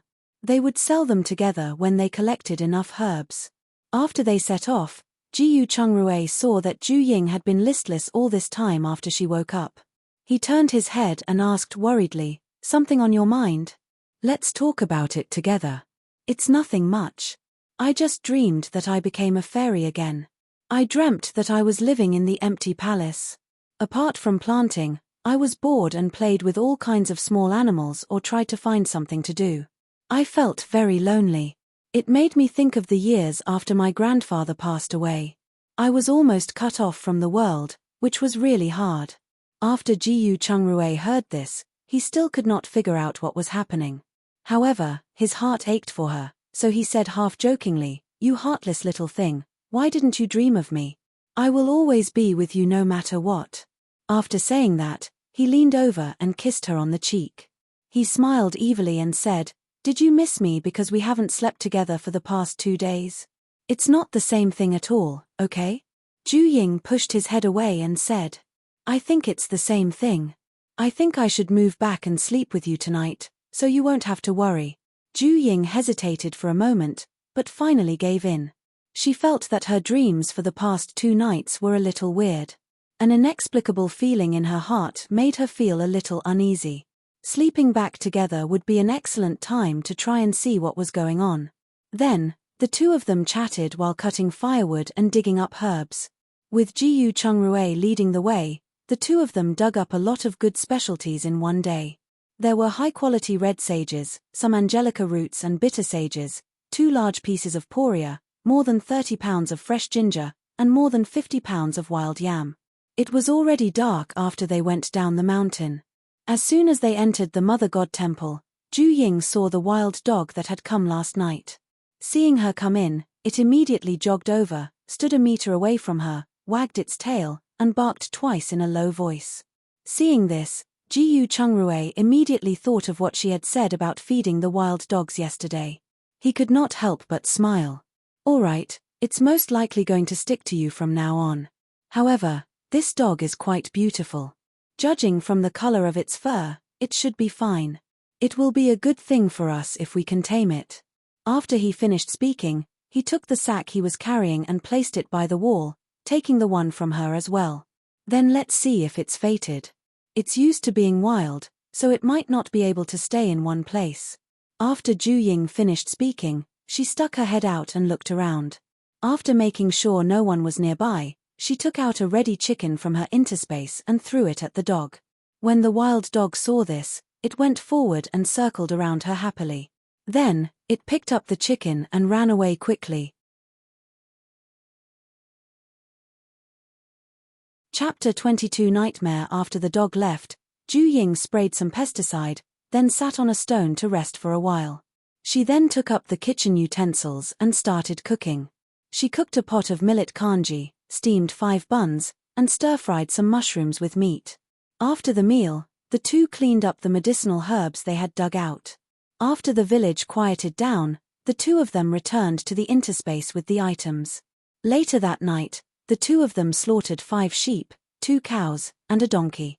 They washed up and went to bed together. In the middle of the night, Jiyu Chungrui heard Ju Ying's fearful sleep talk and immediately shook her awake. "Baby, wake up. You're dreaming. There's nothing to be afraid of." Ju Ying was stunned for a moment when she woke up. She returned to her senses and hugged him. She responded by nestling into his arms to calm her emotions. Seeing this, Jiyu Chungrui hugged her in his arms. After tidying her messy hair, he patted her back and asked softly, "What did you dream of just now? Tell me. It'll be fine once you say it out." "I dreamed of a great disaster. At one moment, there were 1,000 miles of barren land with starving people everywhere. Another moment, it was the roar of a huge flood. In short, it was very terrifying. In the end, I even dreamt of people exchanging children for food. It was so frightening to see." Ju Ying replied with a heavy tone. Jiyu Chengrui's heart skipped a beat when he heard that. He remembered that Dr. Luo had mentioned the drought in the north. Could it be that she was receiving some sort of warning from the strange dreams she had? If it was in the past, he might have found this ridiculous. But with their transmigration and the inexplicable interspace she had, he couldn't help but think more about it. Don't overthink about it too much. It's just a dream. If you're feeling uneasy, just plant more sweet potatoes, he said in a relaxed tone. Well, it's better to be prepared. Ju Ying nodded in agreement. At the same time, she was planning to plant all the white sweet potatoes in any available space in her interspace. After this discussion, neither of them could fall asleep. It was almost 5:30. The two did not lie down again, instead getting up and going outside for some exercise. After thoroughly stretching their muscles and joints, the two packed up the medicinal herbs they had dug up in the past 2 days and carried them out of the interspace. After a simple breakfast, the sky was bright, and the two of them carried their things down the mountain. When they reached the foot of the mountain, they happened to see Tian Dorwang pushing an empty cart into town. "Mr. Tian," Jiyu Chungrui immediately went forward to greet him. "What are you doing so early in the morning? Haven't we started harvesting cabbages recently? I'll go to the farm at the edge of the town to help out for 2 days." After Tian Jiawang finished speaking, he looked at the sackcloth bags on their backs and said, "You guys are going to town too? Put your things in the cart. I'll give you a ride on the way." "Thank you, Mr. Tian." After Jiyu Chungrui thanked him, he put his sack into the cart. Then, he took the sack from Ju Ying's and put it on the cart as well. Of course, they didn't just stand there and watch but helped him push the cart on each side. The three of them chatted as they walked into town. At the same time, the couple also found that only 2 rooms were available in the village. One was a house owned by a widow with a child that was not suitable for rent. The other household was the 6th uncle of the Gu family, which was the neighbor of the Gu family house they left. The 2 of them immediately rejected the idea. First, it was too close to the Gu family, and there might be conflicts. The other one was because of the 6th aunt of the Gu family, Madame Qian.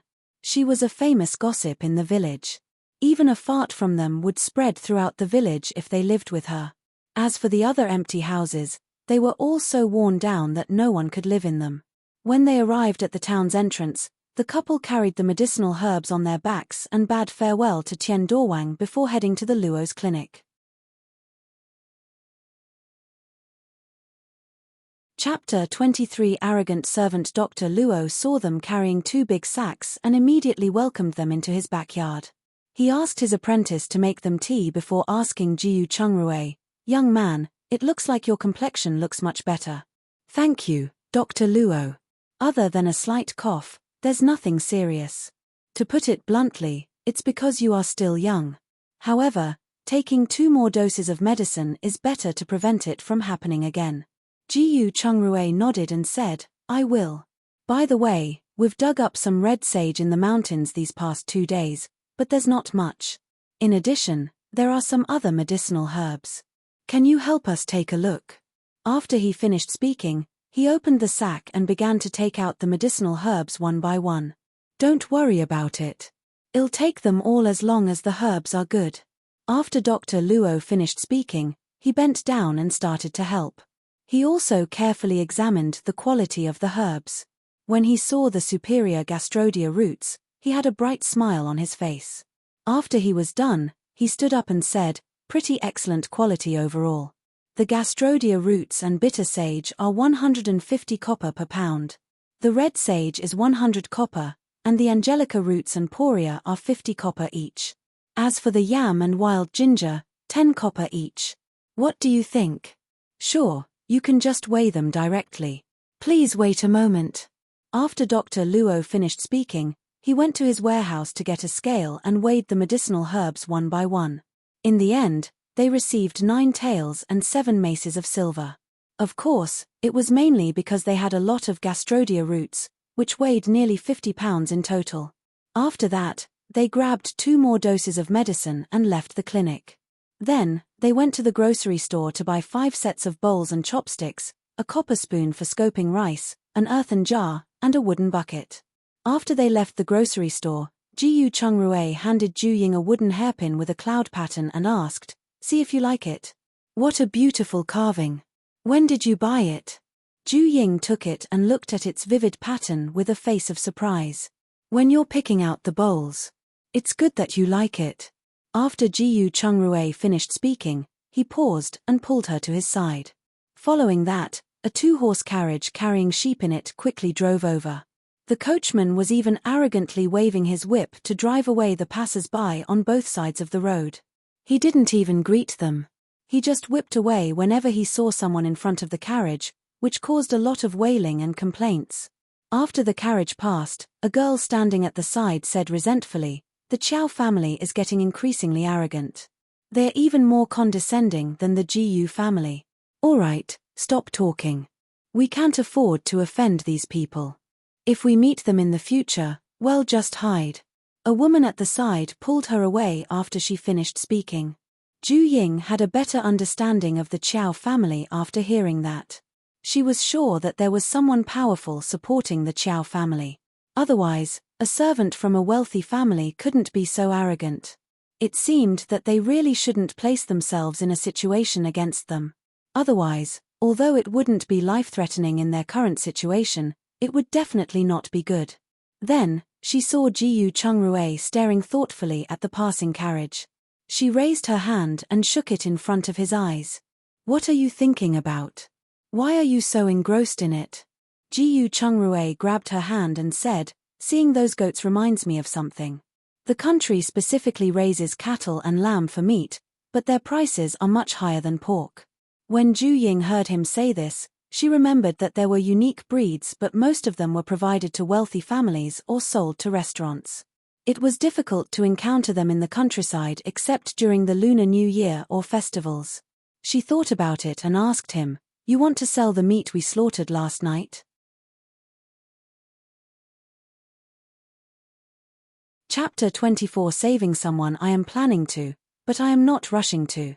I'm thinking that maybe we can set up a farm in the future. First, it's more convenient to explain our meat. Second, it's much better than farming plants. Jiyu Chungrui turned around and asked, "By the way, is there anything else you want to buy? If not, well, head back. Let's buy a pair of shoes each. I remember that the soles of your shoes are almost worn out." After Ju Ying finished speaking, she pulled him directly into the shoe shop and spent 30 coppers on 2 pairs of ordinary cloth shoes. Finally, the two bought a stick of radish and a cabbage to cover their meals and walked back. It was almost noon when they arrived in the village. Ju Ying took out the ready-made stewed beef in her interspace and stewed it together with half a white radish, eating them with a hot black steamed bun. After the meal, she hid the pots and bowls behind the Mother God statue. Ju Ying returned to her interspace and wrapped 2 pounds of cakes in oil paper. After that, the young couple carried their gifts and went down the mountain. They thought about whether they could find a house in the village or maybe build a simple house to stay in for the winter. When they were about to reach the foot of the mountain, they suddenly heard children crying for help. The two of them looked at each other and immediately ran over. Then, they saw some children running into the village while some were shouting anxiously by the river shore. When they arrived at the river, they found a child struggling in the water, and he soon disappeared underneath it. Seeing this, Jiyu Chungrui immediately jumped into the river and swam toward the child who had fallen into the water. Ju Ying called out to a child who was scared out of his wits with half of his legs wet. She asked, "Hey, how many children fell in?" Just TNU. The child replied with reddened eyes. "Okay." Quickly inform Tyaneus family and ask them to bring a change of clothes. "I'll go now." The child nodded in response, then turned around and ran into the village. At this time, Jiyu Chungrui dragged out a 7 or 8-year-old boy who had passed out. The boy had some plants tied to his feet. Once they reached the shore, Jiyu Chungrui immediately performed first aid. After a while, the little boy spat out the water and started crying. He cried loudly, showing that he was pretty frightened. Seeing this, Ju Ying breathed a sigh of relief and said, "It's good that he's fine. Do you want to head back to the temple or village?" "Let's go back to the temple. We have the medicine to expel the cold. We must change our clothes and drink medicine quickly, or we might fall seriously ill." After Jiyu Chungrui finished speaking, he carried the little boy and rushed back quickly. When Ju Ying heard him mention the medicine, she immediately understood and said, "Then I'll head back first to start brewing the medicine." After she finished speaking, she quickly ran up the mountain. After arriving at the Mother God temple, she took out everything she had bought the last 2 times and prepared a set of clothes for Jiyu Chungrui. She also relit the fire and took out a large clay pot from her interspace to boil the medicine. After hesitating for a moment, she took out some straw and laid it next to the fire. When she was almost done with her preparations, Jiyu Chungrui walked in with Tianyu, who was shivering from the cold. Ju Ying quickly pointed behind the statue and said, "Rui, quickly bring him over to take off his wet clothes." Jiyu Chungrui immediately walked over with Tianyu. He immediately understood when he saw that there were only his old blanket and clothes from his old home. After that, he took off Tyaneel's clothes and put his original clothes on him. Then, he wrapped him up with the blanket and finally twisted his clothes to dry his hair. After making sure he wasn't dripping wet, he said to the kid, "You go over there and warm yourself up by the fire. I'll change my clothes." Chapter 25. The village chief's grandson Tianyu shivered from the cold. When he heard that there was a fire, he immediately wrapped himself in his blanket and ran over. When Ju Ying saw him coming out, she immediately called for him to sit on the straw bed she had prepared. She lit the fire for him and said, "Slowly dry your hair. Otherwise, you'll get a headache from the cold wind." Okay, Tianyu replied. He immediately stretched his head out and fanned his hair before slowly drying it. Seeing this, Ju Ying had to go forward and help him dry his hair. At that moment, Jiyu Chungrui had also finished changing his clothes. He came out with his wet clothes in his hand and handed them to her. Baby, I'll stoke the fire. You can wring the clothes and hang them outside. All right, he said. When Ju Ying felt the thermal underwear hidden under the clothes, she immediately got what he meant and turned to go out. She saw 3 people rushing up the mountain when she left the temple. After wringing the water out, she immediately walked to the side and put the thermal underwear into her interspace. Then, she hung the wet clothes on a large rock next to the temple. Just then, the 3 people also came up. Noticing the woman in the lead carrying a large bag, Ju Ying wanted to go forward and greet her. But the 3 people had already walked into the temple. When they saw the tightly wrapped Tianyu sitting by the fire, the 3 finally heaved a sigh of relief. The woman carrying the bundle was Tienius' mother, Mrs. Bai. When she saw Tienius' trembling appearance, she scolded him with tears flowing down her face. You stupid kid. How many times have I told you not to go into the water? Never go into the water, you never listen. This time. Before she could finish her sentence, Tianyu immediately opened his mouth and started crying. Seeing this, Mrs. Bai cried too and said, Don't cry anymore. Mom won't scold you anymore. But you also have to. The man beside her, who was Tienius' father, Chen Jiashi, immediately stepped forward and took the bag from her. He walked forward and lifted Tianyu along with his blanket. Then, he turned around and used the blanket as a cover to change his clothes.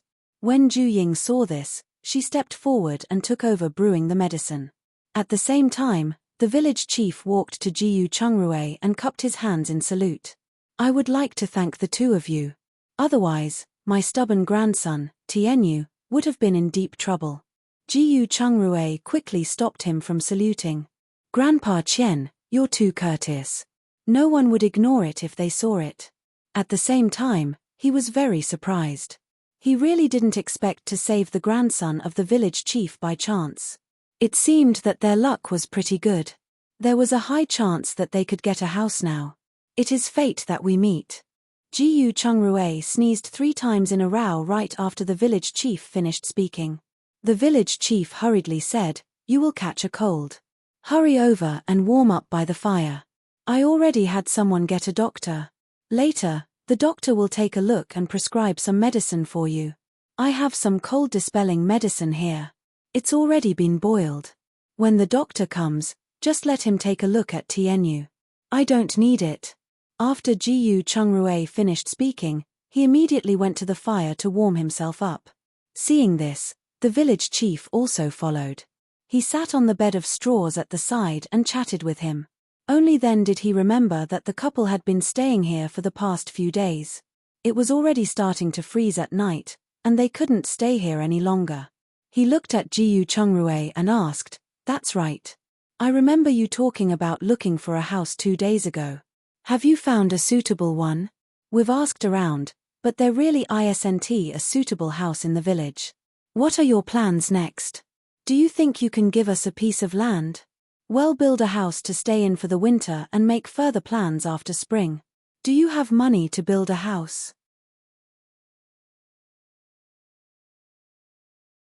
Chapter 26 House visiting. Both of us know a little about medicine, so we dug up some medicinal herbs in the mountains these last 2 days and exchanged them for a few taels of silver in town. I think it should be enough to build a mud house in the village. The village chief was stunned for a moment and asked in surprise, If you know about medicines, do you know how to treat diseases? When I was studying in the capital, I learned some simple medical knowledge from the doctors in the academy. Some common minor illnesses should not be a problem. Jiyu Chungrui nodded. According to his memory, although the original him had not officially studied medicine, he had a good relationship with the doctors in the academy. As long as he was free, he would go over and help them. His second brother, Jiyu Changye, who was his classmate, knew about this. This was why he could make this claim without fear of the Jiyu family exposing him. That's great.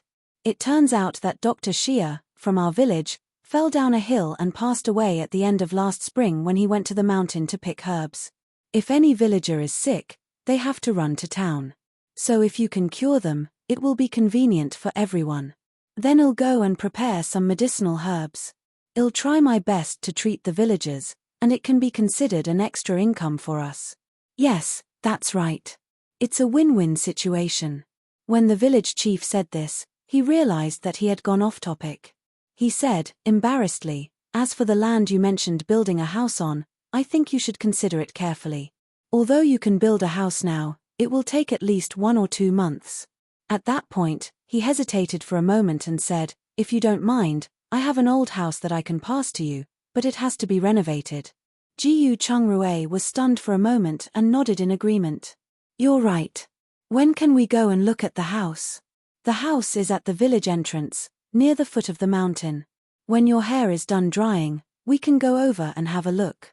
If you like it, I'll find someone to renovate it as soon as possible. Thank you so much. If there's anything we can do for you in the future, this is part of my job anyway. When you're free in the future, do come over and visit. The village chief smiled and nodded. After that, the two of them chatted for a while longer. When his hair was almost dry, the medicine was ready. Ju Ying gave each of them a bowl of medicine. After the two of them finished drinking the medicine, Chen Jiashi and his wife thanked them and went home with Tianyu. The village chief took the couple to the foot of the mountain to have a look at the house. They didn't expect that the house was built about 30 meters from the river and the Tian family's house was next to it. The village chief opened the door and walked in. You guys go in and see if you'll like it. Don't mind if we do. After Jiyu Chungrue said that, he went in with Ju Ying to take a look. The house wasn't big. Walking in, there was ample open space of about 30 square feet. There was a table on the opposite side of the room, allowing the room to be used as a living room. On the east side of the house was a brick bed that could be used as a bedroom. On the west side was a small room of less than 20 square feet. The easternmost end of the house was connected to a small room of about 10 square feet. 2 connected stoves were in the room, allowing the room to be used as a kitchen. After turning around, Jiyu Chungrue looked at the wall. If he wasn't wrong, the supporting wall was made of a 3-in-1 composite soil. He was delighted with its hardness and smoothness. However, the roof was full of holes, and the beams looked rotten. It seemed that they really had to ask the village chief to renovate it before they could live in it. As for the few window frames left barely intact, they had to be changed entirely. After looking around, he turned to Ju Ying and asked, "Babe, do you like it?"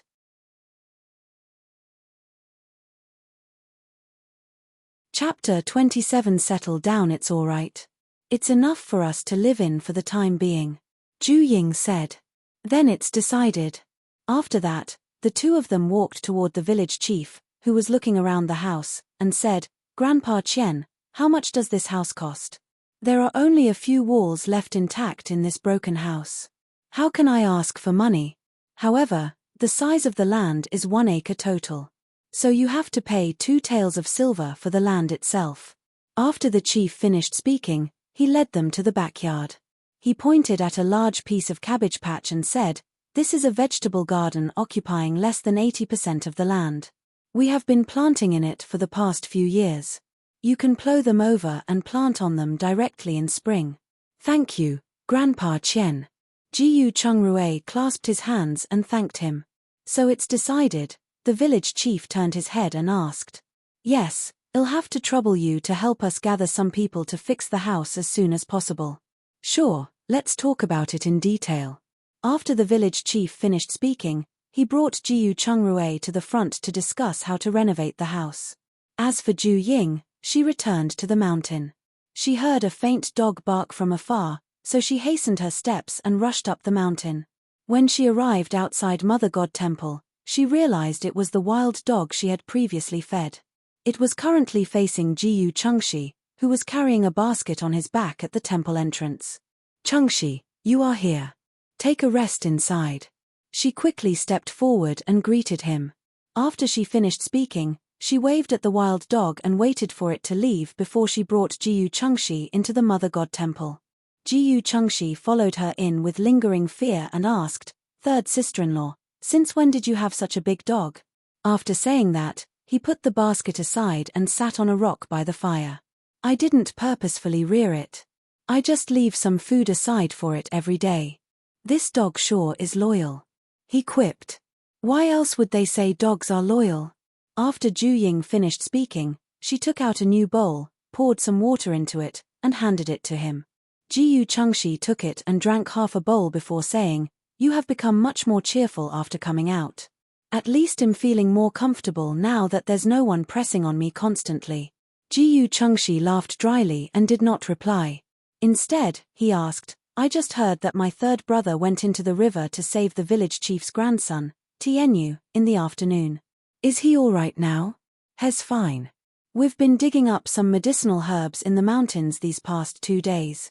We've exchanged them for a few doses of medicine for your third brother in town. He's much better now, Ju Ying said. Jiyu Chengxi was stunned for a moment. He really did not expect them to make a living by relying on medicinal herbs. He was happy for them and was piqued by the notion at the same time. He opened his mouth, wanting to say something. However, he changed his mind. It's good that my third brother is okay. If you need any help, just ask. Well, I have to go and collect firewood now. After he finished speaking, he drank the rest of the water, picked up the basket, and walked out. All right, come over when you're free. Once Ju Ying said that, she sent him off. Afterward, she put the clothes she had hung outside into her interspace. After a while, Jiyu Chengrue rushed back and asked for 3 taels of silver for the timber needed for the renovation. He then went down the mountain again once he got them. When he returned, it was already around 8 o'clock in the evening. Seeing that the rice was still warm in the pot, he raised his head and asked, Babe, have you eaten? I've eaten.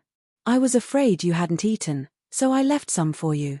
I've eaten at the village chief's house, and the matter of the house's renovation has been settled. Other than the cost of the materials, their salary is 10 copper a day, and we'll have to provide them with a meal at noon. Do we still have to provide food? Ju Ying was a little miffed when she heard that. There is nothing here. How could they provide the food? I didn't want to at first, but the village chief suggested it. He said we could integrate into the village faster if they are happy with the food.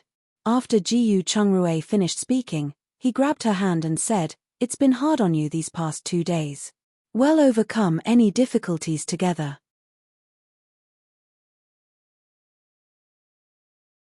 Chapter 28 Repairing the House. 1. Ju Ying knew she couldn't avoid it, so she asked, Then how many people's meals do we need to take care of? There are 10 people in total, 4 carpenters, and 6 handymen. They don't need anything complicated. Some steamed buns or flatbread and a big pot of vegetables would be enough. As for the pot, we'll go to town tomorrow morning to buy a big one. We'll be able to use it in the future anyway. Ju Ying nodded and told him about Jiyu Chengxi's visit. Jiyu Chengrue nodded at her, too, letting her know that he understood. After entering her interspace that night, Jiyu Chengrue gave himself 2 more 4 bottles just in case. At dawn, Ju Ying was once again awoken by the disaster in her dream. This feeling of being overwhelmed by her dreams didn't give her a good feeling. She turned around, picked up the glass of water on the bedside table, and gulped it down in one go. Only when the cool water entered her stomach did she really wake up. Her moving about in bed woke up Jiyu Chengrue too. He did not know what to say after knowing that she had had the same dream again. He could only hold her in his arms and silently accompany her to calm her emotions. Let's move out after tonight, he said. Let's see whether you would still have this dream after we leave the Mother God Temple. Ju Ying was stunned for a moment and finally nodded. The only change in her habit was staying in this Mother God Temple. Perhaps it was because of the location that she had constant bad dreams. But if it was really because of this location, could it mean that those disasters would really happen? Jiyu Chengrue saw that she was deep in thought and gently patted her back. We need to be strong as forged iron. No matter what the future holds, we must be in an advantageous position similar to our previous lives as soon as possible. Ju Ying nodded in agreement. Then, the two got up and began to exercise. When it was almost time, the two of them ate their breakfast in the interspace. After breakfast, the two packed everything up to prepare to move into their new home. Then, they hurried to town. First, they bought a huge pot, 10 sets of bowls and chopsticks, 5 pounds of pork belly, and 10 pounds of tofu. On her way back, while there was no one nearby, Ju-ying took 20 pounds of black noodles and 5 pounds of peanut oil from her interspace. When they went to their new home, Chen Jiaxi had already brought his men to fix the roof. Jiyu Chungrui stepped forward and greeted them politely. Then, he went to the backyard to find an open space in the vegetable field and set up 2 simple stoves for Ju-ying, one big and one small. Then, he took a bucket of water from the well in the village and went to the front to help. After Ju-ying had prepped the big pot, she heated 2 pounds of peanut oil using their small pot and began deep frying the 10 pounds of tofu. Just as she finished, Chen Jiaxi's wife, Mrs. Bai, came over with 2 basins and said, "Good morning, Ju. You're hardworking, already this busy early in the morning." "Morning, Mrs. I started early because I feared it would take a long time to prepare the meals. I thought so here I am." After Mrs. Bai finished speaking, she placed the 2 basins she had brought on the ground and said, "Girl, what are you planning to cook for lunch?" "I was just about to ask Mr. Jiaxi. I planned to go to the field and pick a few cabbages, then stir-fry the meat slices with stewed cabbages and tofu. They would go well with a few large baked flatbreads." "What's there to ask about? Just pick them and eat." When Mrs. Bai said this, she saw the large strip of streaky pork on the side and said, "I got to say, girl, you're sure generous to buy so much meat. Once everyone is content with the meal, only then will they have the energy to fix our house as soon as possible." "That's true." When Mrs. Bai heard her say this, she didn't say anything more. She was quite satisfied with her honesty. Unlike some of the Jiyu families, they deducted their family's meals until they were worse off than the villagers when they were in trouble.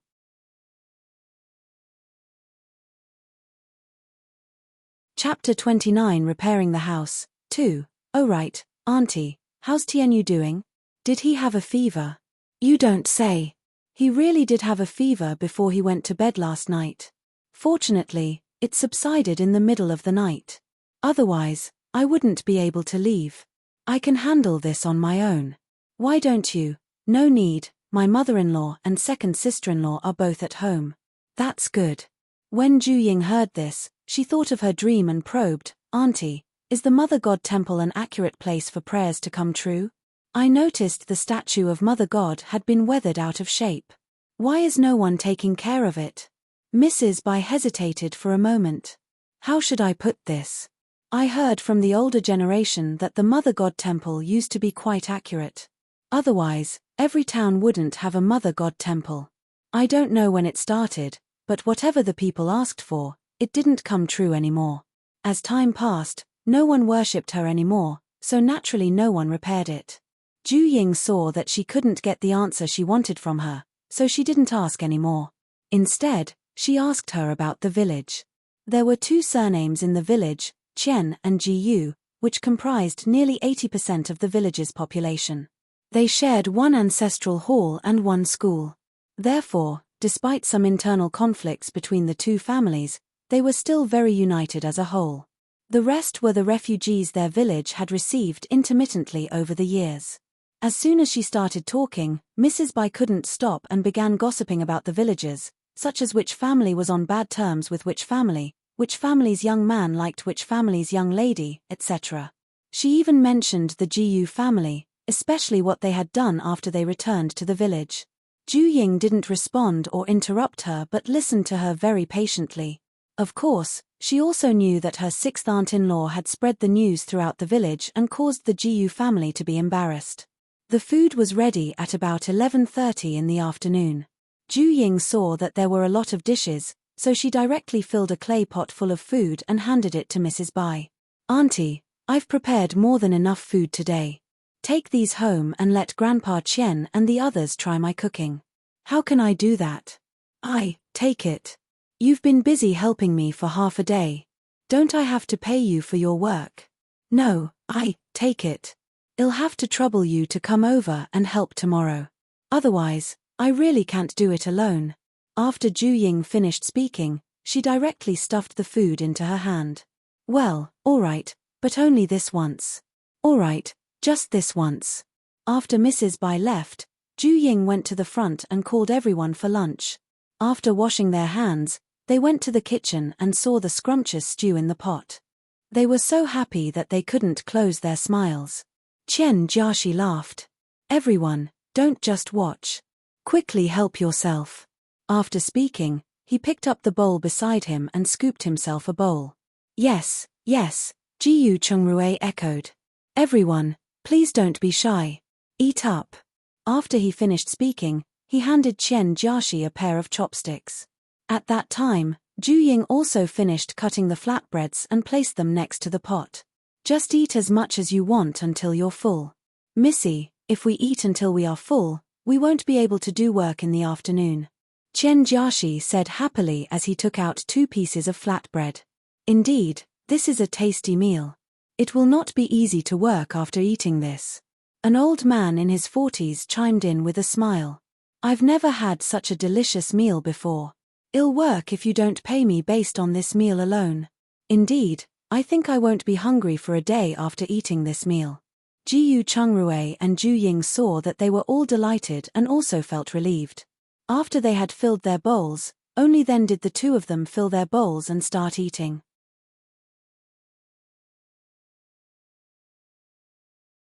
Chapter 30 Repairing the House, 3. Although everyone ate as much as possible, there was still a large portion of vegetables, and nearly 1/3 of the flatbread was unfinished.